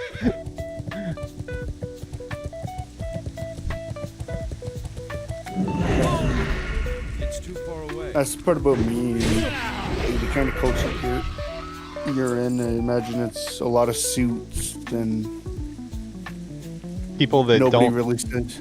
people that expect results, have unrealistic expectations, and don't know the actual steps to get to where they want their results. They have to rely on us for that. Which, You're like, oh, when you're it's done good, well, but- those people rely on us to give accurate estimates on what resources and time is needed. But then there's the other version of management, whereas I want this in it at this time and I want it now, and I don't care if we don't have the right people for that. Make it happen, and that's where we have problems. Oh, you don't want to be working 280 hours in 2 weeks? No. Well, for the game industry, it's so roles are so specific, it's specifically defined that it's not a thing that you could even throw like bodies at. Like, even if I had, say, I'm running the environment department, well, I was, even if you gave me 4 more artists, which equals more time, it's not something that we could fix, because the issues that we're lacking in aren't environment art. They're other things like lighting, post effects, stuff like that, other roles that are not things that we went to school for. So like, we've been accommodating to the point of like, okay, well, we'll learn how to do those just while you look for somebody else. But to me, that comes with the expectation of you're asking people to do stuff that isn't even in our field. So you better not be too harsh on your judgments for how it's executed. You know, it's not our thing, you know. If you ask an Italian chef to go over there and make sushi, you know, it's like, yeah, expect you're probably not going to get the best sushi on the planet. But apparently people don't know how to temper their expectations. One common piece of equipment I work around is called a hydrovac. Yeah, I've heard you mention that one before. The water pressure that kind of truck puts out will cut through a solid beam of steel or concrete. That's insane. Through steel? If the stuff through steel. Wow. Don't get that If near that your truck- body. If the air on that truck, or the suction part of that truck, grabs your skin, you have about 2.5 minutes to get it off before it pulls the blood through your skin and bleeds you dry. I'm sure that's something that's like happened somewhere before, right? Oh, it must have. That's insane. Talk about bad Yeah, ways it to is. go. It is very, very quick, and there's a lot of hazards to it. To me, And- if I was running a company where I was employing people to use tools like that, those people would be getting my utmost respect just for like handling tools like that are a risk to their own safety, and I would be overly nice and supportive to them. Yeah, and I look at a lot of the guys they hire, and it's like, and all I can think is like, man, you must have just finished your box or your bottle of Windex and eat your crayons, and you're not on par. Oh, dude, I mean, I don't know if I ever told you, but like, it's different, but it did have that life in danger thing for it. I was in Japan from 2001 to 2005, and I came back before I started my game industry career. And right when I was teaching English in Japan for like 4 years, so that's all I really knew how to do. I hadn't gone back to school yet, and I needed a job. And my cousin's an electrician, and he was able to get me in even with no experience. So he got me a job as an electrician, and they were doing big jobs, like things for like banks and stuff like that. So we're talking about like really high voltage stuff. I certainly didn't have any training, and the people around me were like, it was called Rick's Electric, but everybody referred to it as ex-con electric because almost everybody there was an ex-con. There was like a bunch of people who I swear they were probably active meth heads, and those were the people that were telling me when the power was off and stuff, and it's okay to snip. And luckily for those testers, you know, the testers you keep in your pocket that beep if a line has electric running through it, they would tell me, no, it's safe, go ahead, cut it, like really big, you know, industrial strength wires. I'd check just to be safe, and it'd be live as hell. And I was like, few times of that, I was like really starting to like think like this like part-time job until I find something different could get myself killed here. So I imagine it's kind of like that, where you have like really dangerous stuff you're working with, but like some of the people that they hire to be in charge of it are super questionable. How much detail can I go into? Because I can bring something up. Well, don't go super detailed. I would say like keep it at least to where nobody will be scarred for life.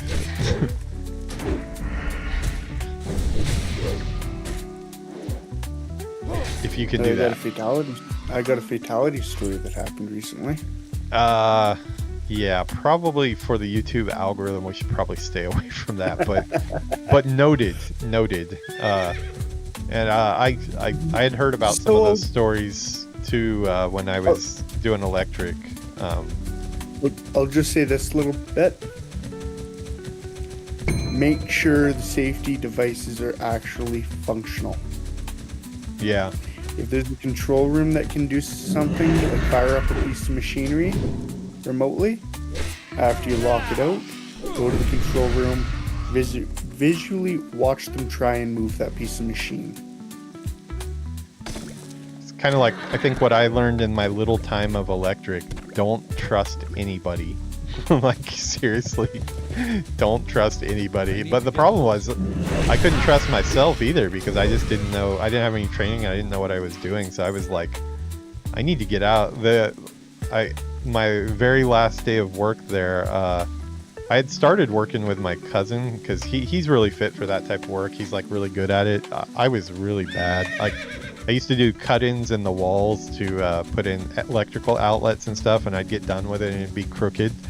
Like, I'm just not cut out for that type of job. Maybe with training, but I think I would take to it slower than most people do. And at the beginning working with him, it was a little bit better because he would kind of, look out for me and stuff. But I got separated off to a different job site, and it was going up on one of those scissor lifts to put lights in the those really big, rectangular lights you see in office buildings, like up in the ceiling. And it's about 3 stories up on the scissor lift, right at its max of how high it could go. And it didn't reach the distance to the ceiling. And I asked the supervisor who was on the scissor lift with me, of course with no harness, both of us don't have any harness, nothing on at all. And I said, well, how do we get it up there? Because, like, I can't reach that high, you're shorter than I am. And he said, he shows me, he gets up on the bars, the side bars of the scissor lift, and kind of like locks his leg in between them, and then tries to take this, like, probably like a 40-pound light and put it up above his head. And he told me that that's what I was going to be doing after lunch.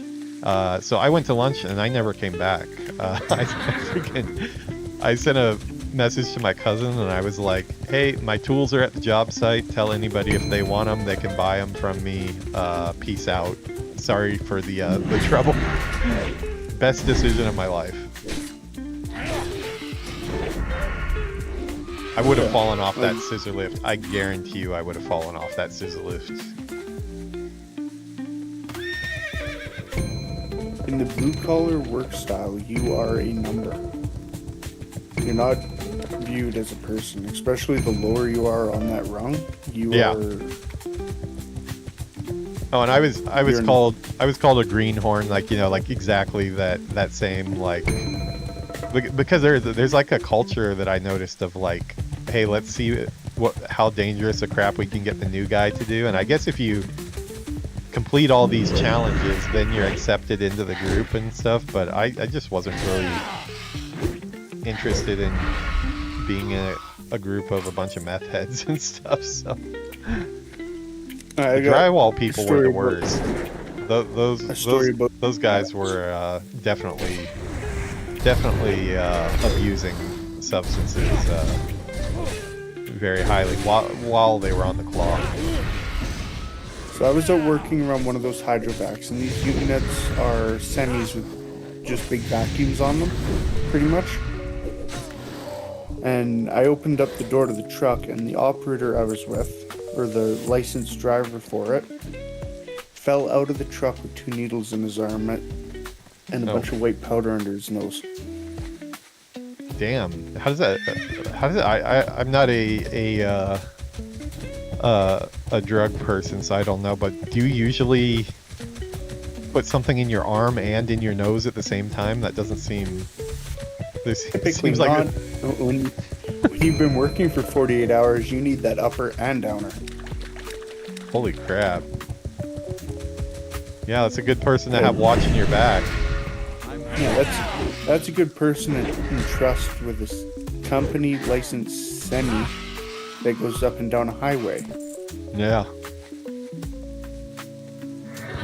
Yeah, I definitely would not make it in that industry.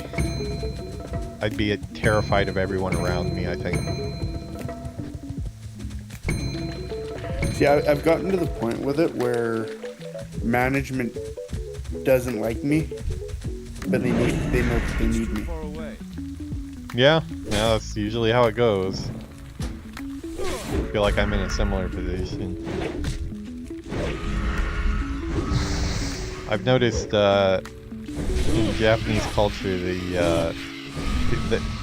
don't like it when risks are called out as risks, because I think it exposes people that aren't really doing what they're supposed to be doing. And that's exactly it, especially so much of good game development leadership is risk aversion, figuring out where the schedule is going to get effed before it gets effed, and then taking steps to avoid that or rescope. And when rescoping and rescheduling is not an option, then whoever is calling out the risks becomes a target for because it's a lot easier to blame it on somebody who's calling out risks than it is to actually fix the workflow issues.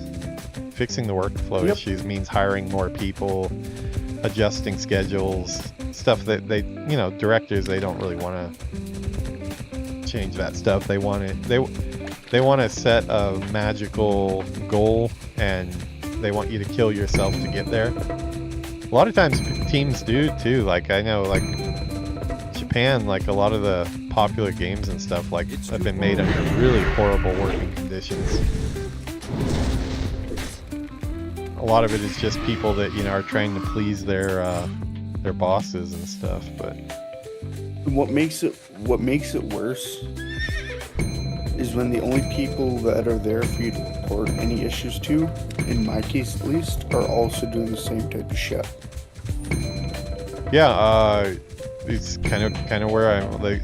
Most of the mistakes that we have right now are with leadership. So me being the American, I'm not shy to point out the fact that a lot of the responsibility is above me, and that doesn't go over too well. No, and at the end of the day, stuff like that shouldn't. It should be, this is what I'm here for. This is what I'm gonna do. I mean, it should be looked at as doing them a favor, because, especially if culturally other Japanese people find it hard to point out those risks that are coming from above. Should be a good thing to have somebody to help out in that front, but it is what it is. The goal of this year, probably from right now, I need to really learn to stop caring. 'Cause obviously, listening to me prattle on, you can probably tell part of me still really does care, but I need to flush that down the toilet and just not care anymore. If I can pay my bills, I'm happy. Yeah, and that's kind of what Yuki told me. That's the advice she gave me. She told me that she doesn't want me to have health issues and stuff from stress, and she's satisfied with with less if it means that I'll be sticking around longer in this life. I was sitting there on New Year's Eve, and I was just thinking, the money's nice, working 180 hours. It's nice being able to go, ooh, that's shiny, I want that. But at the end of the day, wouldn't having a bit more of a life work better? Another one of my big goals is to be streaming more, which next week I'm going to be streaming straight through. Yeah, same with me too. I had all that stuff happen at work, and then one of my favorite YouTubers passed away over the Christmas break, and he's only 6 years older than I was, and it's looks like from natural causes and stuff. So it just kind of was like a wake up call of like, man, need to get healthy. And he was living a very balanced, cool. He was reaping the benefits from all his hard work earlier, but it just shows how how fragile life is, and it's just adding a ton of stress. And especially if you're doing like the hours too, if you're doing that many hours, it can all be over really quick, even at your age. It happens over here all the time. We have a word for it called karoshi, which mean death from overwork. It happens every year here. It's always in the news. And it's usually, you would think it would be people like my age. No, it's like usually the opposite. It's usually people right out of college because, you know, they have something to prove. So they're I heard a story about it over the holiday break of a woman that was, I think, 23. She pulled a 46-hour shift at her company, which was just an advertising agency, so it wasn't like hard labor, just advertising. Pulled a 46-hour shift at the office, went home for 40 minutes and came back to the office right after that, and then a couple days later she was dead. So it's just not worth it. My goals for this year, I want to hit affiliate. I want to be streaming as much as I can. Pretty much anytime I'm gaming, I'm going to be streaming. And if I can which one is affiliate? If affiliate's that higher goal, right? Like no, if you go from just regular streamer to affiliate where you're going to get ads. Okay, yeah, I was able to get that, but you'll get that easy on the new channel. I was making a big mistake on that, actually. I don't think we were in contact when I figured that out, but Yuki hit affiliate really quick, right? And I couldn't figure out why I hadn't hit affiliate. And then I realized that when I was ending my stream, I was pressing the stop streaming button on OBS, right? But I wasn't I wasn't refreshing my Twitch window. So the Twitch window was remaining active, and being active as it was, it made the average viewer count like just horrible. So as soon as I realized that, within 3 or 4 days from that, I was able to get affiliate, because I just made sure that I shut down my browser at the end of each stream to make sure it wasn't still broadcasting. Like, it wasn't broadcasting anything, but the chat was still active, and I guess that counted for it. I don't know if you close yours out or not, but you probably should close it out. With this new account, I'm going the whole like VTuber, PNG tuber route. It might help a bit with my social anxiety. Yeah. But I'm going to try and just rifle through get up there as quick as I can.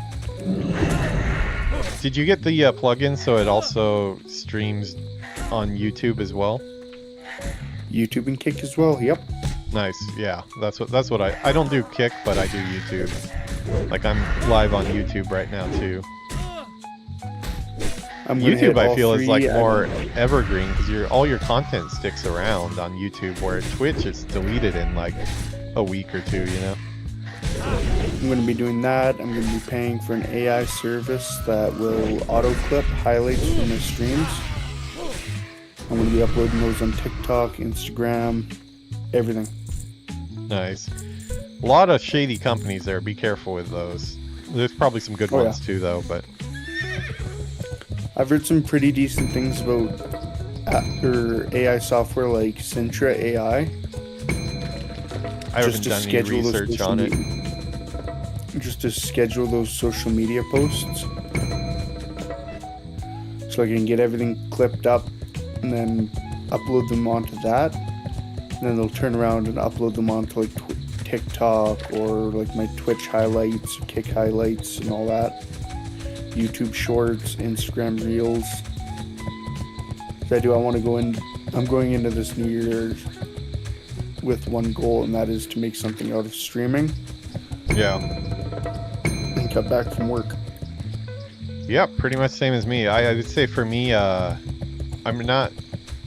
looking to stream way more and be consistent with it, but I'm not looking for short-term growth. I'm okay to wait for it because, you know, obviously I have to keep the day job anyways, so I'm okay if it takes 2 or 3 years, whatever, but I want to be making progress towards it. Well, 100%. I do think it'll take me some time with the full-time job and stuff. It's going to take some time still. Oh yeah, same here. I still want a certain level of quality to my content. Oh, same. Yeah, me too.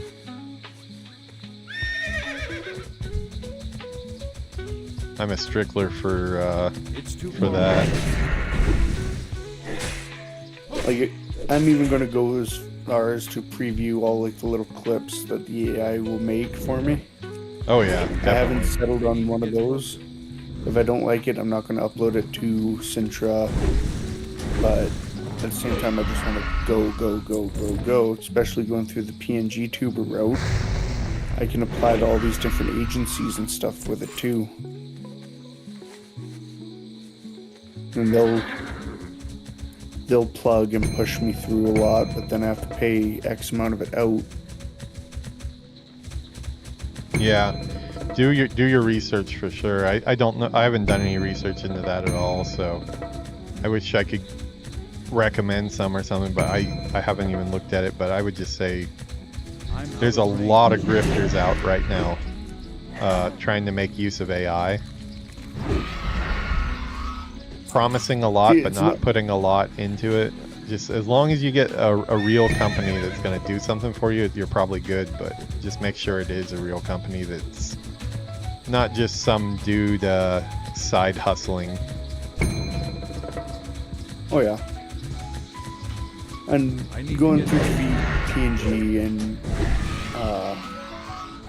VTuber angles with everything, it definitely is drifted more towards female, so I might stand out a bit. Well, you could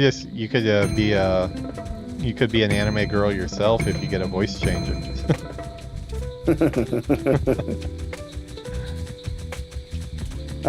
Honestly, with it too, I'm still gonna be my natural self, as vulgar as I've ever been. And I'm gonna be me. I'm gonna have my music going. Yeah, I've watched your streams before. Like, I don't know. There's probably like a lot of different types of viewers, so I don't know if I'm the normal person or if I'm like the outlier. But like, every time I watch your stream, like your gameplay and stuff is obviously better than mine because you're better at the game, and your setups are really good. Like you have that awesome horde.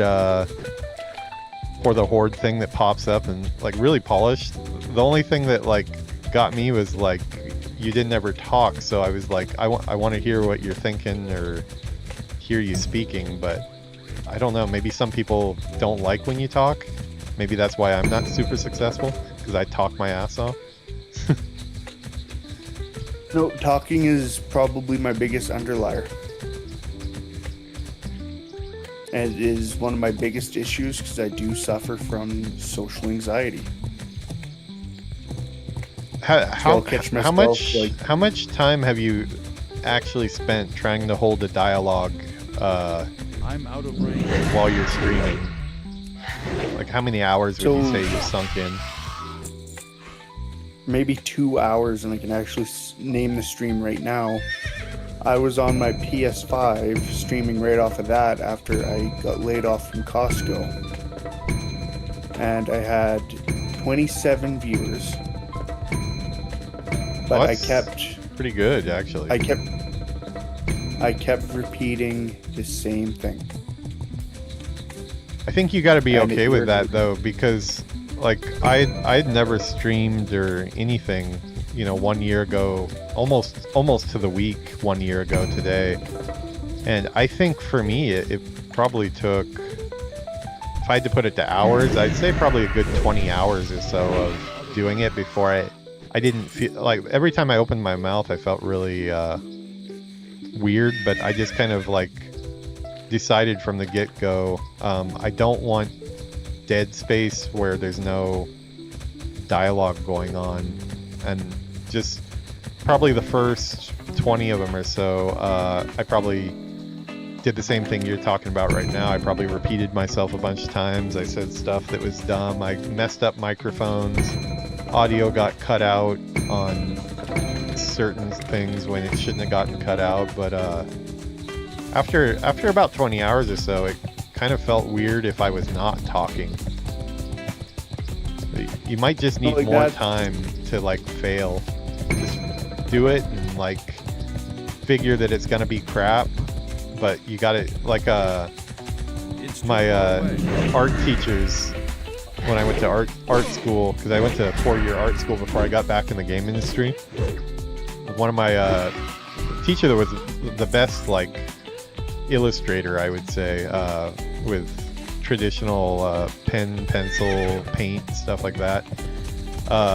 He said that like every artist when they start out, they have a set number of bad drawings that are in your body that you have to get out.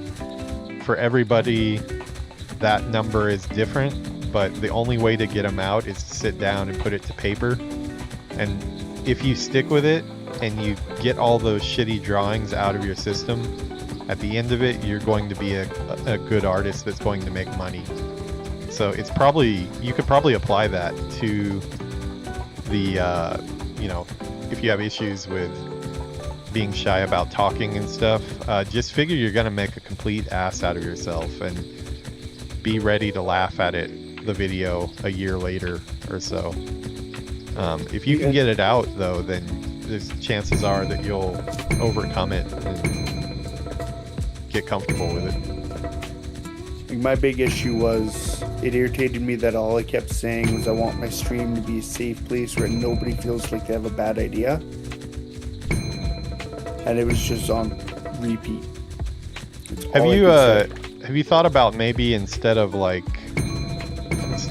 going for like wide ideas about what type of place this is and what the rules are, or like what type of audience you want, more than focusing on that stuff, do something that you're more familiar with, like you know yourself better than anybody, right?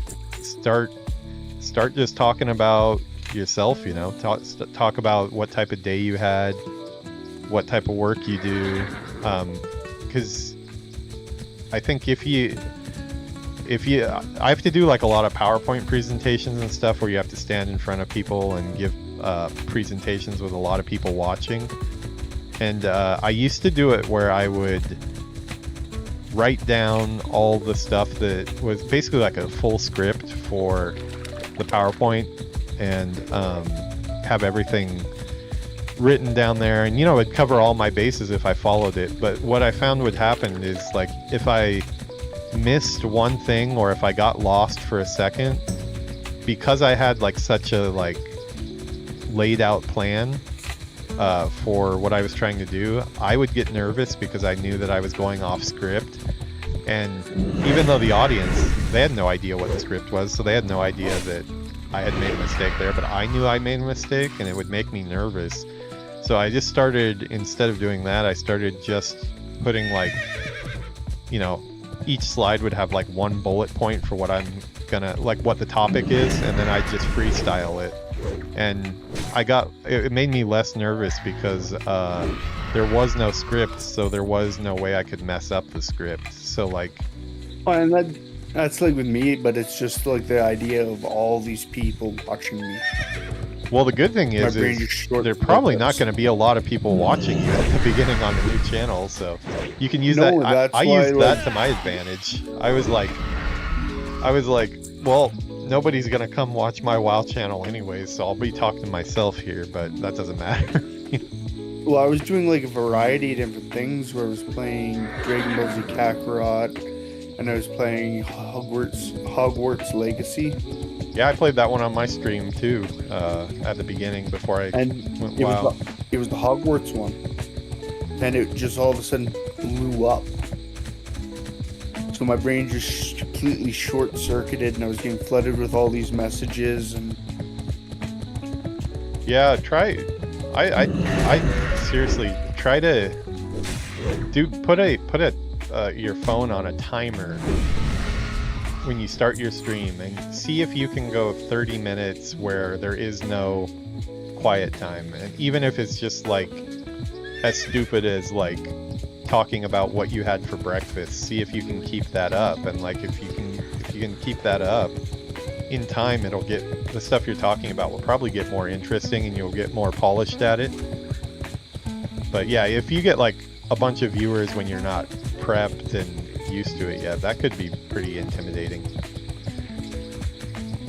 I wasn't blessed with that. I didn't have hardly any viewers at the beginning. I think it was like a week before I had my first person come into the chat, and I think they were an art seller trying to sell me crap, and I didn't know that grift yet, so I actually engaged with them and talked and stuff, and I need to get closer. I learned my lesson quickly there.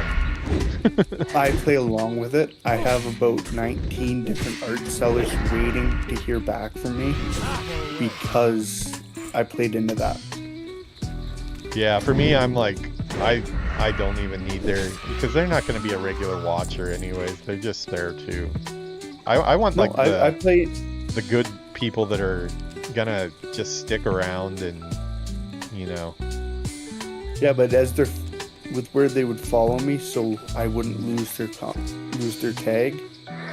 Yeah. That's a follower now. I'm sitting there now, sitting and waiting for me to start a Discord chat, or Discord account, so I can view their art. They all want you to get into Discord ASAP, don't they? Yeah. Yeah, I've never exchanged Discords with one of them because. No, and all I say is, man, I just built my PC. I was so excited to start streaming. I just had to jump into this. Even on a level 60, like raid tier character, and they would buy it, hook, line, and sinker. My go-to is, sorry, buddy. I respect the craft, but I'm an artist myself, and I create all the stuff on my stream with probably the same software that you use, so not in need, but thanks for asking. Can you link that software in your Discord? A lot of those animations are dope. They're good, but they're actually been passed up now. Like I like those because like that's kind of the look of my channel, but like if I was doing it from scratch, I would switch what I'm using because it's been, I was using Runway to move, so I'd use Midjourney to make images, and I'd use Runway to move around the images, but right now, Nano Banana can generate better images than those, and Nano Banana also can make better video, or Google VO. It's insane how much the quality has been upped, so we're probably, me and Yuki use those still, but we're probably at a point right now where we should switch to something better. Because Runway has been a lot slower than it used to be, and what you can do is just, you know, you've seen all the Google VO videos of Michael Jackson running around and all those things. It's just insane how high quality the stuff is now. It makes the stuff that I do in my intros look like child's play, but you know, like 6 months ago, that was about like as good as it was. Just like so my fast. PNG avatar for my streaming right now, that was all my art and everything was made in ChatGPT.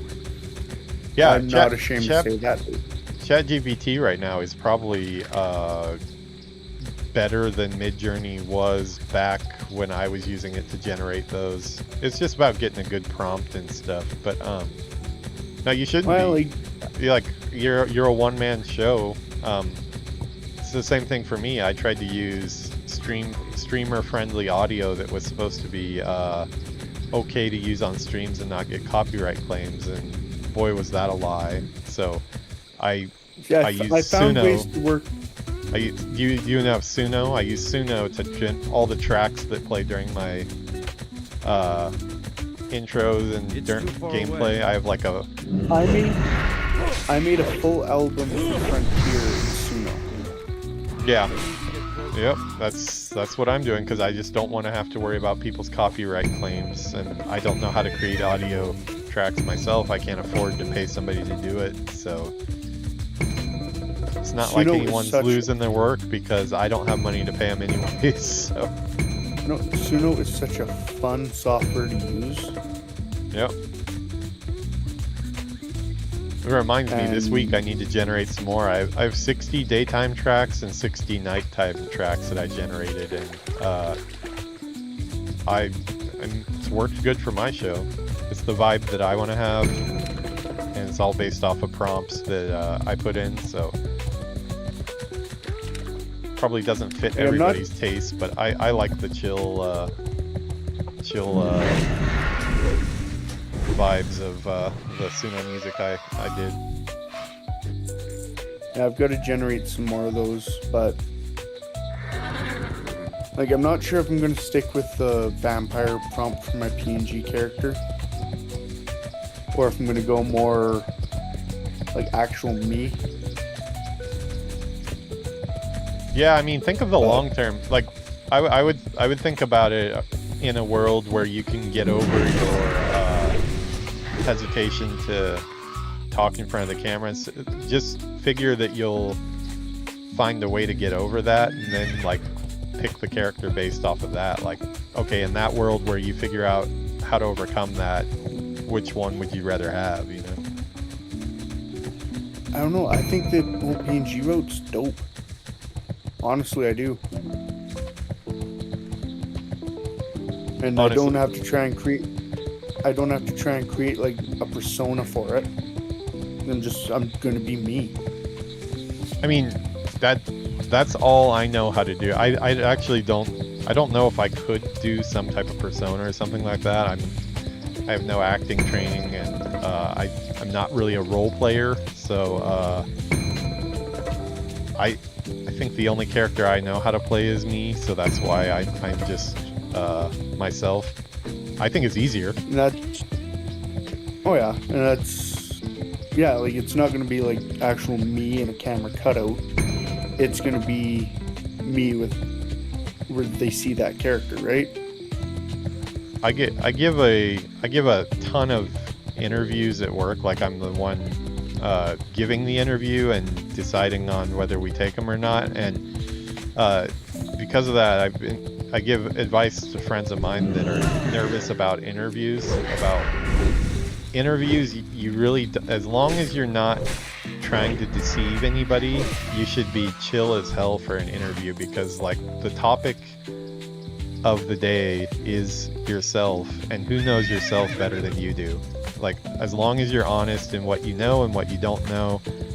If you don't know it, frame it in a good way of like, you don't know, but you're very curious and you'd like to find out, you know. You can just kind of just be yourself.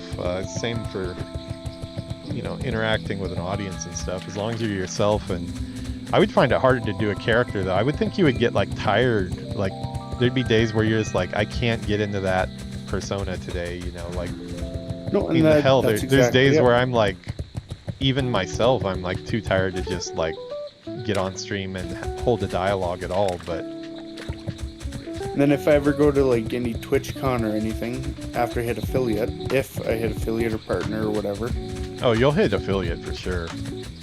I wouldn't show up as one of those ones like, oh, you can't see what I look like, because at the end of the day, I don't care. I don't care what people think.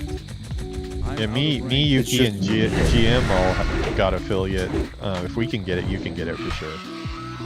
The higher level one seems a lot harder. That, what is it, partner or whatever? That seems really rough. Yeah. And I'm having a real hard time with the getting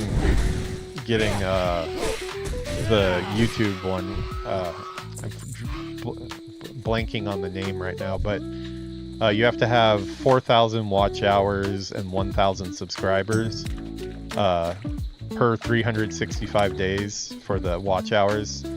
I cleared the watch hours. I'm over 4,000 watch hours right now for the first year, but I haven't been able to clear the subscriber goal. I just am not popping up in the algorithm enough. That's the one I want to hit more than the Twitch stuff.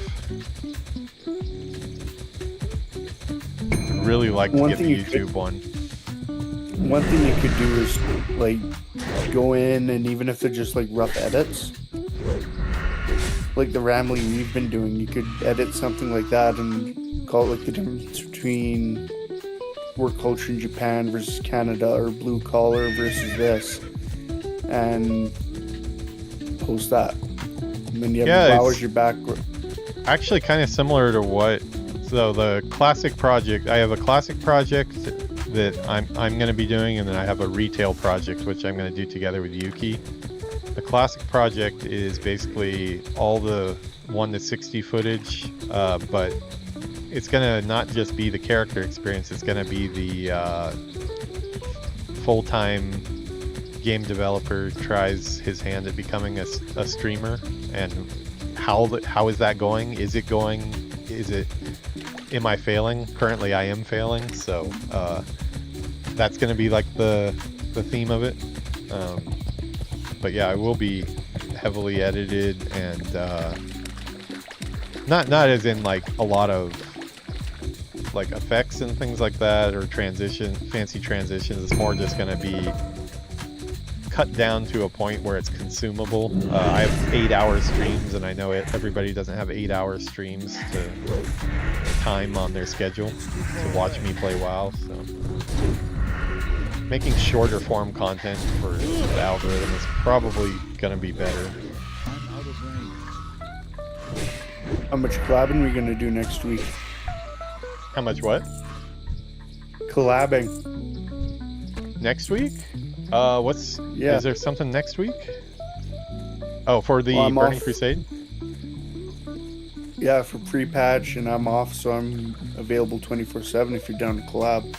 Oh yeah, the stuff I'm going to be doing, I'll be leveling my rogue and stuff. That'll be open to level with whoever. If we have people to do dungeons, we can do dungeons and stuff. If not, we can just quest and stuff. Be doing, me and Yuki both will be streaming around the work schedule though. Unfortunately, the work mentally can go on the back burner, but I do physically still need to be there 5 days a week, which sucks. Oh yeah, they're saying maybe you send me like times that you think that you'll be on through line or something like that. I can get everything set up. Yeah, it's up until now it's been like hard to judge just because this job has been so stressful, and the leadership responsibilities, like you never know how the day's gonna go. But I'm hoping what's gonna make me more consistent and also easier to lock down a schedule, so I can say like, oh hey, I'm gonna be on at this time tonight, is going to be stepping away from those responsibilities and giving my brain more time to focus on the streaming rather than the politics at work and stuff. So hopefully next week when I go back, we have Monday off luckily, but it sounds like the whole day of Monday, they're doing a 24-hour outage of WoW, which really sucks. That's the last day I have. Yeah, me too. Work. Yeah, me too. I have to go back to work on Tuesday. 13th to the 20th. That's around your surgery, right? Nope. That is just time off. Oh, nice. And then in February, the day before they open the dark portal, I have my surgery. I'll be out for 2 or 3 hours, get home, I'm gonna sleep, wake up to going through that dark portal. Well, it looks like Yuki was up a lot last night. She's planning a Disney trip for us because we haven't gone to Disney in a year now. It's been a year for us. She's scheduling the first week, I believe the first or second week of February. We'll be gone for about 2 or 3 days, but other than that, I don't have anything aside from work.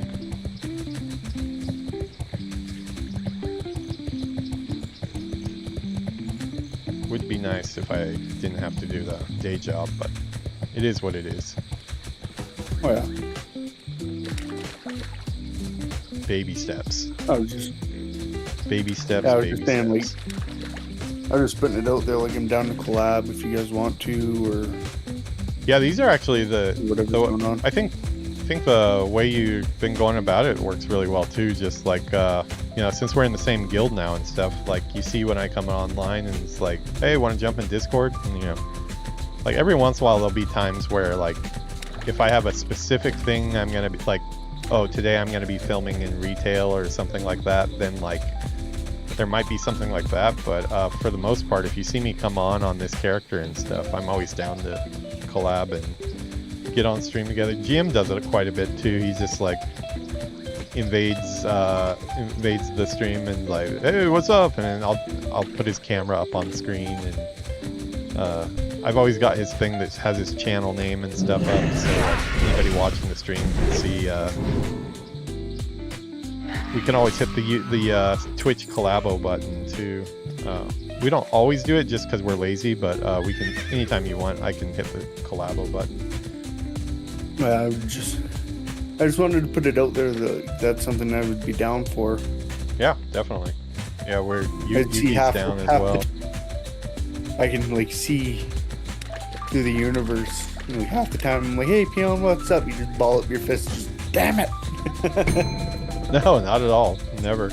I'm pretty straightforward. As you've seen with the guild, like I've been invited to some guild some dungeons and stuff, but I'm like, nope, can't today. We're focusing on leveling today, or I speak my mind, so you don't have to tiptoe around wondering if you're gonna annoy me. I'm pretty straightforward, easy to read. I'm giving you a hard time.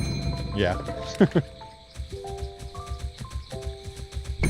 Don't I have enough hard times already? Nope. No. I'm up. I'm having a hard time making gold here. That's what I'm killing these whelps for like 2 hours now. I probably got 20 or 30 gold, but it would be, I would say probably about 20 or 30 I've made here, but not very fast. Yeah, getting into chat and stuff like that also makes some of these more monotonous farming streams more interesting too. So, hey, a green. Wow, that's a 3 gold like, green. Nice. People talking even just like this, I find is really good for like the streaming culture. Because then people see it and go, oh, well, they're actually two different people communicating, right? Yeah, no, totally. I think, like for me, the main streamers that I watch, well, probably like the biggest one I watch is Zaryu, just because I like his positivity, and I do think he's really good at doing a lot of challenges and how he plays the game. But one of the things that I like about his streams is like there's like a normal cast of characters that he's like always interacting with, like other streamers and stuff. So kind of like turns you on to other streamers you might be interested in too, and seeing that dynamic. You can tell when Zaryu and Savix are in a group together. They just like, those guys like love hanging out together, and like it's like a good energy to watch. Yeah, like, I know what you mean. I know you're streaming right now, so I'm kind of monitoring what I'm saying. Working in a blue collar industry, I'm prone to using profanity. Yeah. I mean, here and there I do too on stream. Not like persistently, but like I'll drop one here or there for the hell of it, but if I'm feeling it. But I don't have any strict rules. If it's like constant, that would probably be an issue. But yeah. Yeah, that's what I'm saying. Is I'm thinking before I talk. Wait, yeah, I can tell you are too. I appreciate. It's like it. punctuation. Yeah. For me at this point. No, I went through those stages too.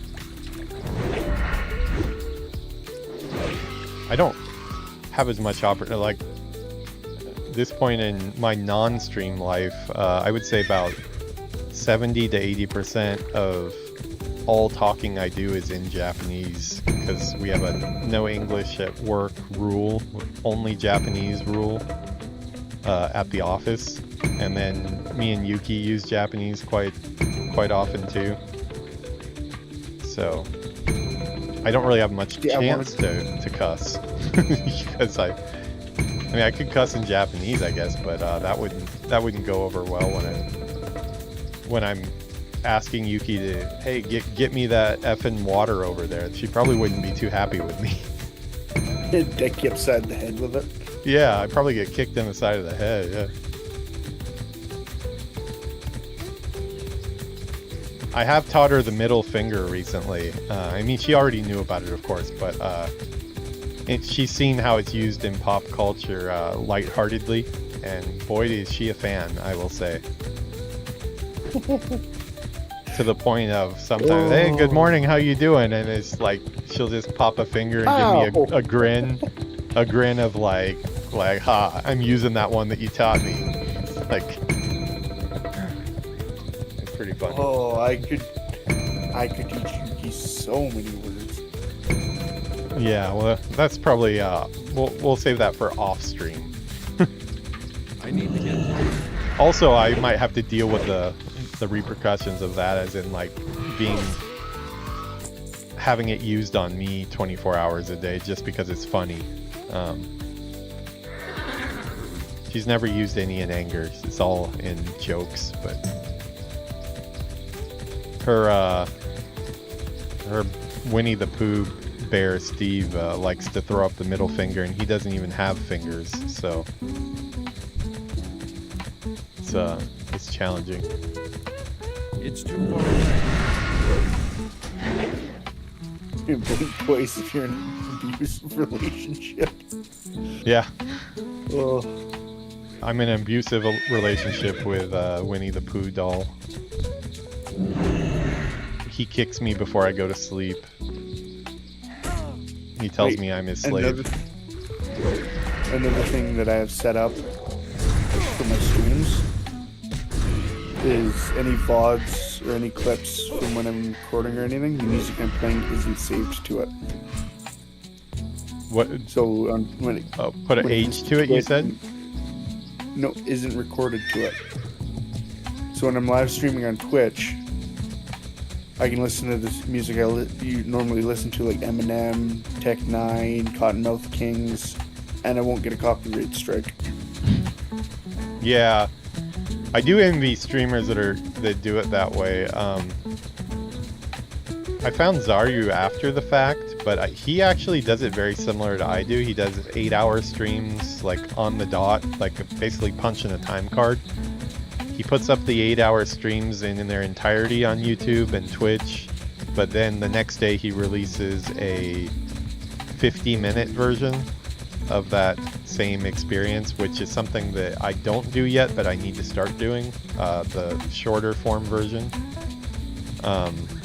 But some other streamers that I like that do more character adventures, like 1 to 60 experiences, they record all of their film like you do, with the music on and probably watching Netflix or whatever, and they don't talk at all, and then they put all the time into the edits, and they do voice tracks, for the edits and a script and stuff like that. Like, I am kind of envious of that. I'm doing that with my retail rogue, just because when we had all those the issues last month with Yuki and her surgeries and stuff, I couldn't be doing dialogue while I was playing. So his episodes on his 1 to 80 adventure are all going to be narrated after the fact and just footage used. So is another way to do it. That's one thing I do intend to work on, is actually talking during my streams more, and that's where I'm going down the VTuber route. Yeah, I watching your streams, that's the biggest thing that stood out to me is like I wanted to hear what was on your mind or what you had going on that day or just what you were up to in game. And I think I was kind of waiting for you to start talking, and then like you didn't really start talking, so I was like, oh, I guess he doesn't talk on the streams. What's mainly going on throughout my mind is I've got a lovely bunch of lollipops to loot. Which is maybe there might be an audience for that, you know. You never know. Maybe you just start singing that for 8 hours straight. I'm like autopilot, man. Like my leveling wind me up and go. Yeah, I would say that is one downside in the way that I'm doing my content, because aside from that rogue that I'm leveling that way, where I'm not worrying about the audio track, I don't really have that time anymore that I used to use, where I would just play a game and veg out, kind of, and like turn off the brain. It's probably good for my health to have that type of time, but I always feel like, well, if I'm on stream, I better be making some type of content of it. But I don't know. If the stuff that has, well, because you know all this stuff where I'm talking all the way through it, I'm going to be editing all that stuff down with a new voice track and just totally throwing out the audio for that whole series. If that stuff goes really well, then you know maybe I'll come to a time when I just record my stuff locally and then upload it with narration. But yeah, I don't know. Plans will change, I'm sure, but just trying a lot of different stuff out. I've just got to lock in a lot more with it. Yeah, I need to find the balance of like trying out different stuff to see what works well, but also not just aimlessly bouncing around to different formats to the point where, you know, when you do get viewers that are interested in certain formats and then you just stop doing it. Like I had that edited the first episode of that rogue retail rogue that I did. That was a heavily edited video, where I edited for about probably 20 hours of footage, or 20 hours of editing for about a 2-hour video, and it paid off. Like, it was my highest viewed video to date. It was right now it's at like 2,448, I think, views. So far higher than my other content, but the amount of time I needed to sink into doing that just meant that I wasn't playing the game. So need to set aside time for both. Yeah. But I can't believe I've been playing this character for almost 2 days total time played, and I'm only level 29. That's good though, dude. 29, yeah, that's really quick to get 29. That's a good job. I think my next character will go far faster. I've learned a lot on this this character about leveling up, how to get out of the ruts and how to really progress. The hardest thing just for me to learn about leveling in Classic was split pulling and leashing. And what? Leashing. So when you have aggro on a mob, there's X months, like a distance. So you're doing a lot of kiting then? So far I've done some on this warrior. Druid, there's a lot. When you're following RXP, it it suggests a lot of kiting. I'm out of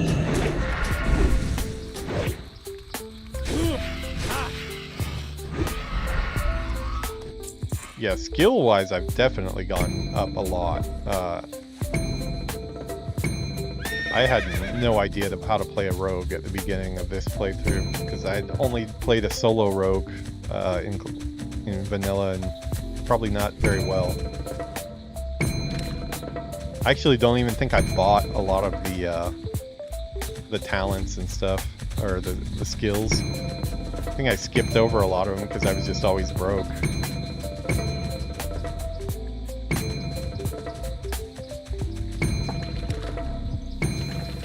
I never remember using cheap shot ever on my classic vanilla character,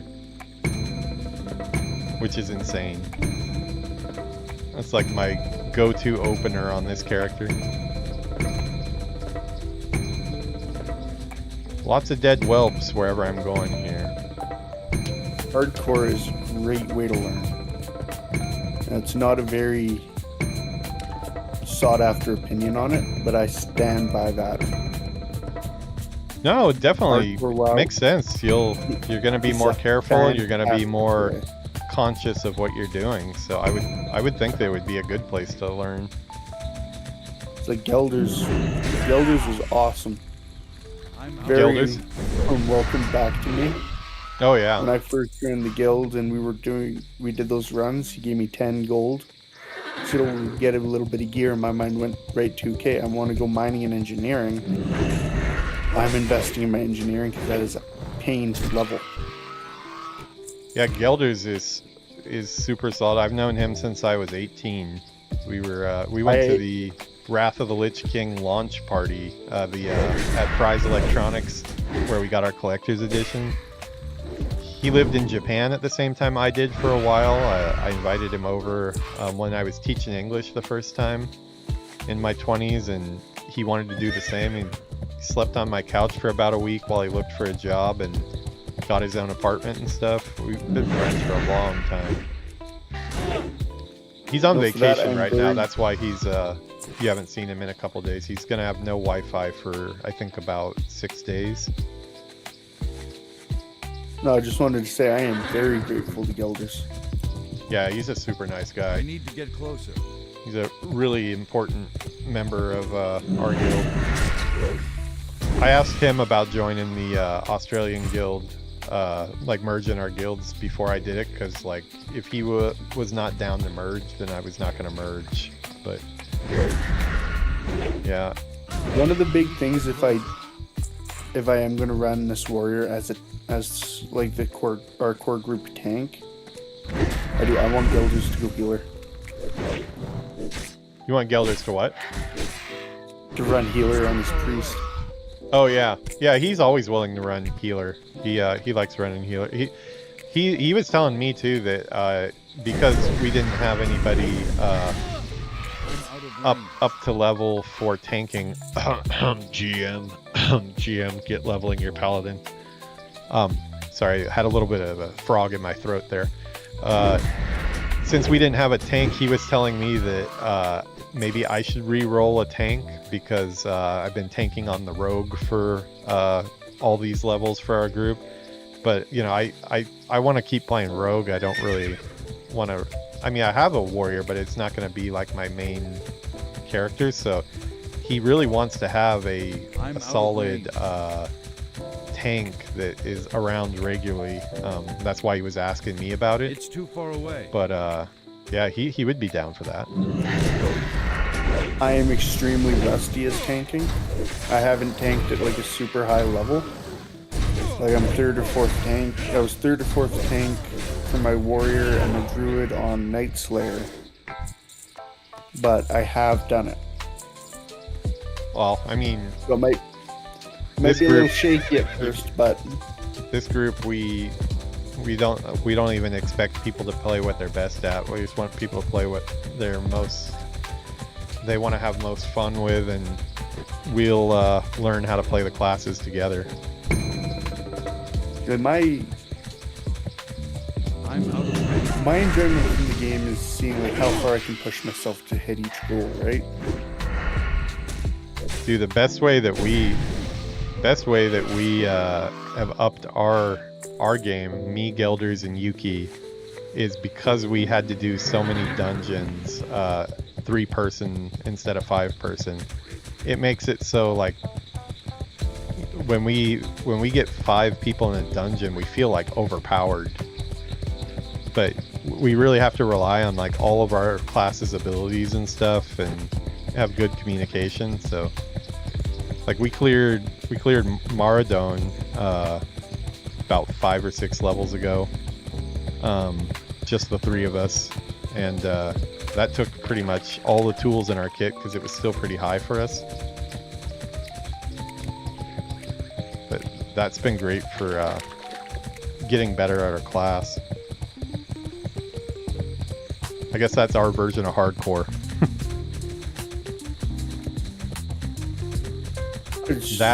that and Yuki's gear that she chooses based on it being cute or not.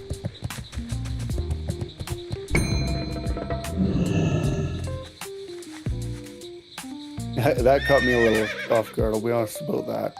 Yeah. Well, we're all about... I realize that, believe me, I would like to have stats in those slots too to help the group, but at the same time, she's having fun, and that's what's most important for me. So I'm gonna look at it as a challenge. It's like challenge mode, you know.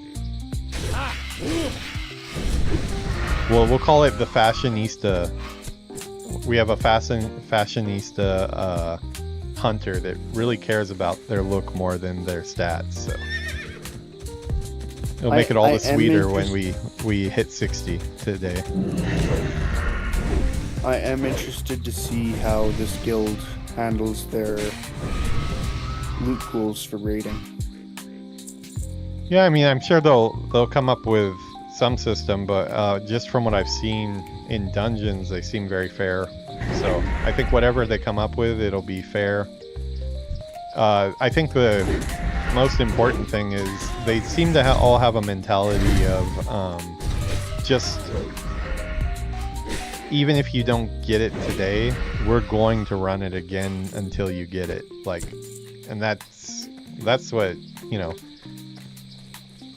if they're just gonna do something once and then you lose your chance at it, that kind of sucks. But it seems like they're more the type that, you know, until everybody has what they want, they're gonna just keep on running stuff. So It's too far away. It was familiar to me to hear when you were in that Skullman stream, or dungeon, I think it was. Oh, well, man, you tanked it, it's yours. That makes sense to me, because every raid I've done in Classic, tank and healers have cryo. Yeah, super polite dudes for sure. Inventory is full. Oh, inventory is full. It looks like it's time for me to go back to town finally. Okay, I was out here for a long time. How long was that? I was out here for 3 hours farming these whelps. Let's see. I got 5, 10, 15, 20, 25, 30. 30 of the small flame sacks, which are all right around 70 silver. So maybe I got 25 gold. Add in the greens. I got 1, 2, 3, 4. But these greens are pretty good. It's a 4 gold, 99 silver, 4 gold, 20 silver, 4 gold, 20 silver, 3 gold, 38 silver. So if the greens sell, we're probably around 50 gold or so, I would say. Which is not bad. Well, actually one more too, because I'm trying to pick up one that I don't have room for right now. What should I drop? We can drop... We don't really have much to drop. You guys are on Saturday right now, right? Yeah, we're on Saturday. Yeah, I might need a hand getting my whirlwind axe. Where? Oh, yeah, with the... There's like some turtle you have to kill or something, right? Oh, the turtle's easy. It's the... like cyclone guy. I know how to do it. It just takes forever. Yeah, I can help out, man. Okay, this hurts, but I'm gonna get rid of this wicked claw that's 5 silver. Better be well worth it. What is this? 53? Come on, there's gotta be a better. 53 silver. That wasn't even a very good green. Okay, I'm going to hearth. I'm gonna hearth and probably take a break for lunch and sync up with Yuki to see what she's doing. We're gonna do our level 60 stream today, so The next stream we do will be the dinging 60 stream. I'm gonna unfortunately have to miss it. We've stories to tell. No and worries. kegs to empty. Yeah, it's if anything, it's probably gonna be just turning in a quest, really. So it's not gonna be super exciting, but it's exciting for us. But yeah, to watch it, it might not be like Fill your amazing. tankard and pull up a chair. We've stories gonna feel to tell great, and though. kegs to empty. Oh, I bet. Off with you. It's just gonna feel good to not have to worry about getting 60 anymore. Just in time to stress out over 70. Well, that's the thing. I'm not gonna stress over 70 because Where would I'll you get like there to fly pretty to? quick probably because we have the support with the guild and all you guys, and we're gonna be pretty into playing quickly. But I don't have a deadline of when Wrath is coming out yet, so I can lower the stress level a little bit.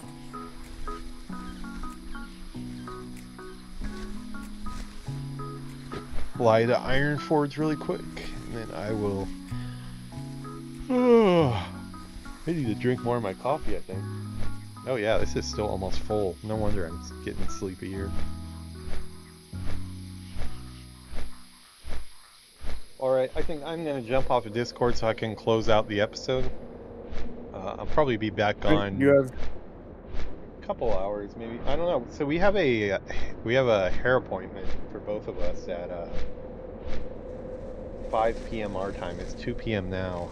Not sure if we should wait to do the 60 stream until we get back. Probably after we get back we'll do it tonight. it's 10 p.m. here, and I work at I'm gonna be 8 in the morning. I'm gonna be playing a lot of Diablo Immortal. I've recently wanted to play regular Diablo, the Diablo 4, because I got the one that has the Paladin in it. But I can play Diablo Immortal in my pocket, you know, from my cell phone. So she's getting her It's hair. on Switch 2, isn't it? Immortal is not. Diablo 3 is on Switch. I have the Reaper of Souls or whatever on it. Immortal is pretty solid as long as you don't spend money on it. It's a money sink for sure, but as long as you don't spend money on it, it does feel like you're playing Diablo. So while she's getting her hair cut, colored, and treatment and stuff, I'm gonna be sitting there playing Diablo Immortal the whole time probably. So we hang out at my buddy has a hair salon here, so I'm gonna be doing that. But yeah, thanks for chatting, Moose. We'll see you, or sorry, Nora. I'll take some time to get used to calling you Nora, but I still like Nora the Moose. Sounds like a Frank the Tank from that what's that Will Ferrell movie? I'm not 100% sure. It's hilarious. You should watch it. Old School, the one where like the adults go back to college or whatever and join a frat with Will Ferrell. It's pretty hilarious. Frank the Tank. Watch that movie. You'll freaking enjoy it. Old School. Yeah. But yeah, I will talk to you later, man. Have a good day. Alright, you have a good one. Yeah, see you later. Alrighty, so good to catch up with Moose / Nora. I'm gonna put this stuff on the auction house really quick and get out because I think Yuki is downstairs. I got her some coffee and some Starbucks waffle this morning. She's probably eating that. I think she wants to talk Disney plans, so I'm gonna go downstairs and see what our plans are for that. Looks like beginning or middle of February it looked like we're gonna be going, so she plotted out a whole trip for us, so go talk to her about that. But we gotta put our sacks up on the auction house. I know that sounds horrible, but yeah, that's what we're gonna do. We have a lot of flame sacks to put up on the auction house. 25 of them. We have some greens too. I need this stuff to sell. I need to get closer. I'm at 684. I'm getting there little by little. Need to get to 800. I want to get this mount before the patch.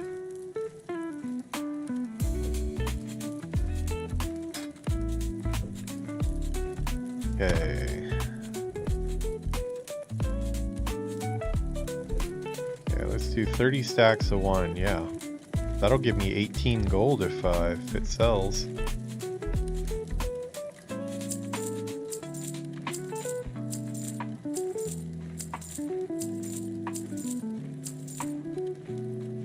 Okay, now let's get these other greens up.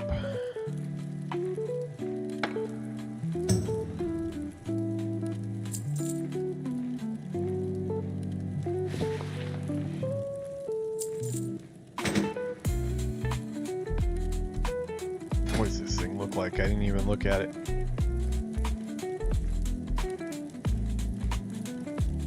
Oh, it's an interesting looking shield. It's a cool one. 10 spirit. Oh, that's probably a pretty decent for a shaman.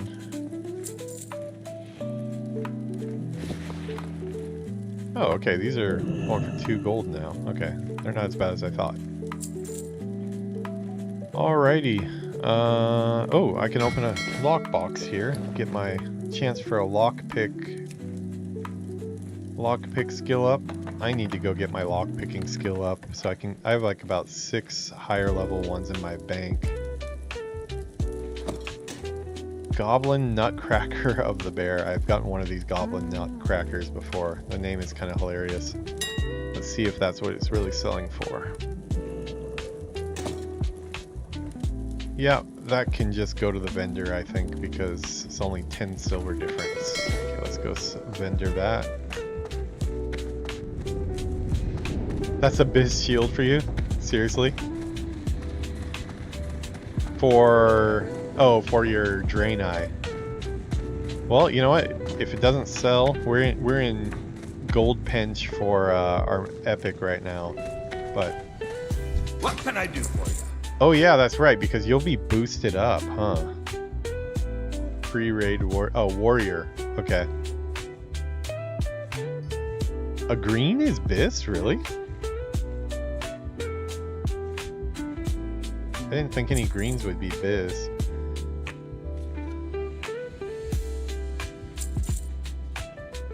We'll see if luck is on your side. Usually I give them 1 or 2 shots at selling, and if they don't sell at that point, I vendor them because I get tired of paying the vendor fees. Keep your feet on the ground. So if it's sticking around, I'll get that over to you. But Daddy need a horsey. Daddy need a horsey. Daddy really need a horsey. Attention. I will love him and pet him every day. Actually, I'll probably be riding around on my lizard quite a bit that I got from that Burning Crusade pack because that thing looks pretty badass. But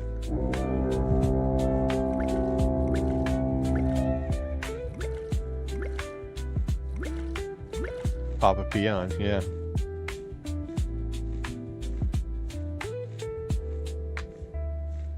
Yeah, that was just a normal green off of a random mob in Duskwallow Marsh, so I would find that hard to believe that that's your biz. Safe travels. It was a unique graphic, though, for sure. Yeah, that just dropped off a whelp. It wasn't a blue, it was a green. Alright, the stream is over. The stream is ending. And now I can officially say the stream is over. Earthen Guard? No, it wasn't Earthen Guard. It was a something of the something. So yeah, it was a one of the ones that had random stats attached to it. A green. I try the auction house first. If it doesn't sell, it'll be vendor food, but also if you could use it, I'll give it to you instead too. But yeah, I will be back later, guys. We're gonna ding 60 today for sure. We have a whole level 60 stream we're gonna do, so looking forward to it. See you guys in the next one. Peace out.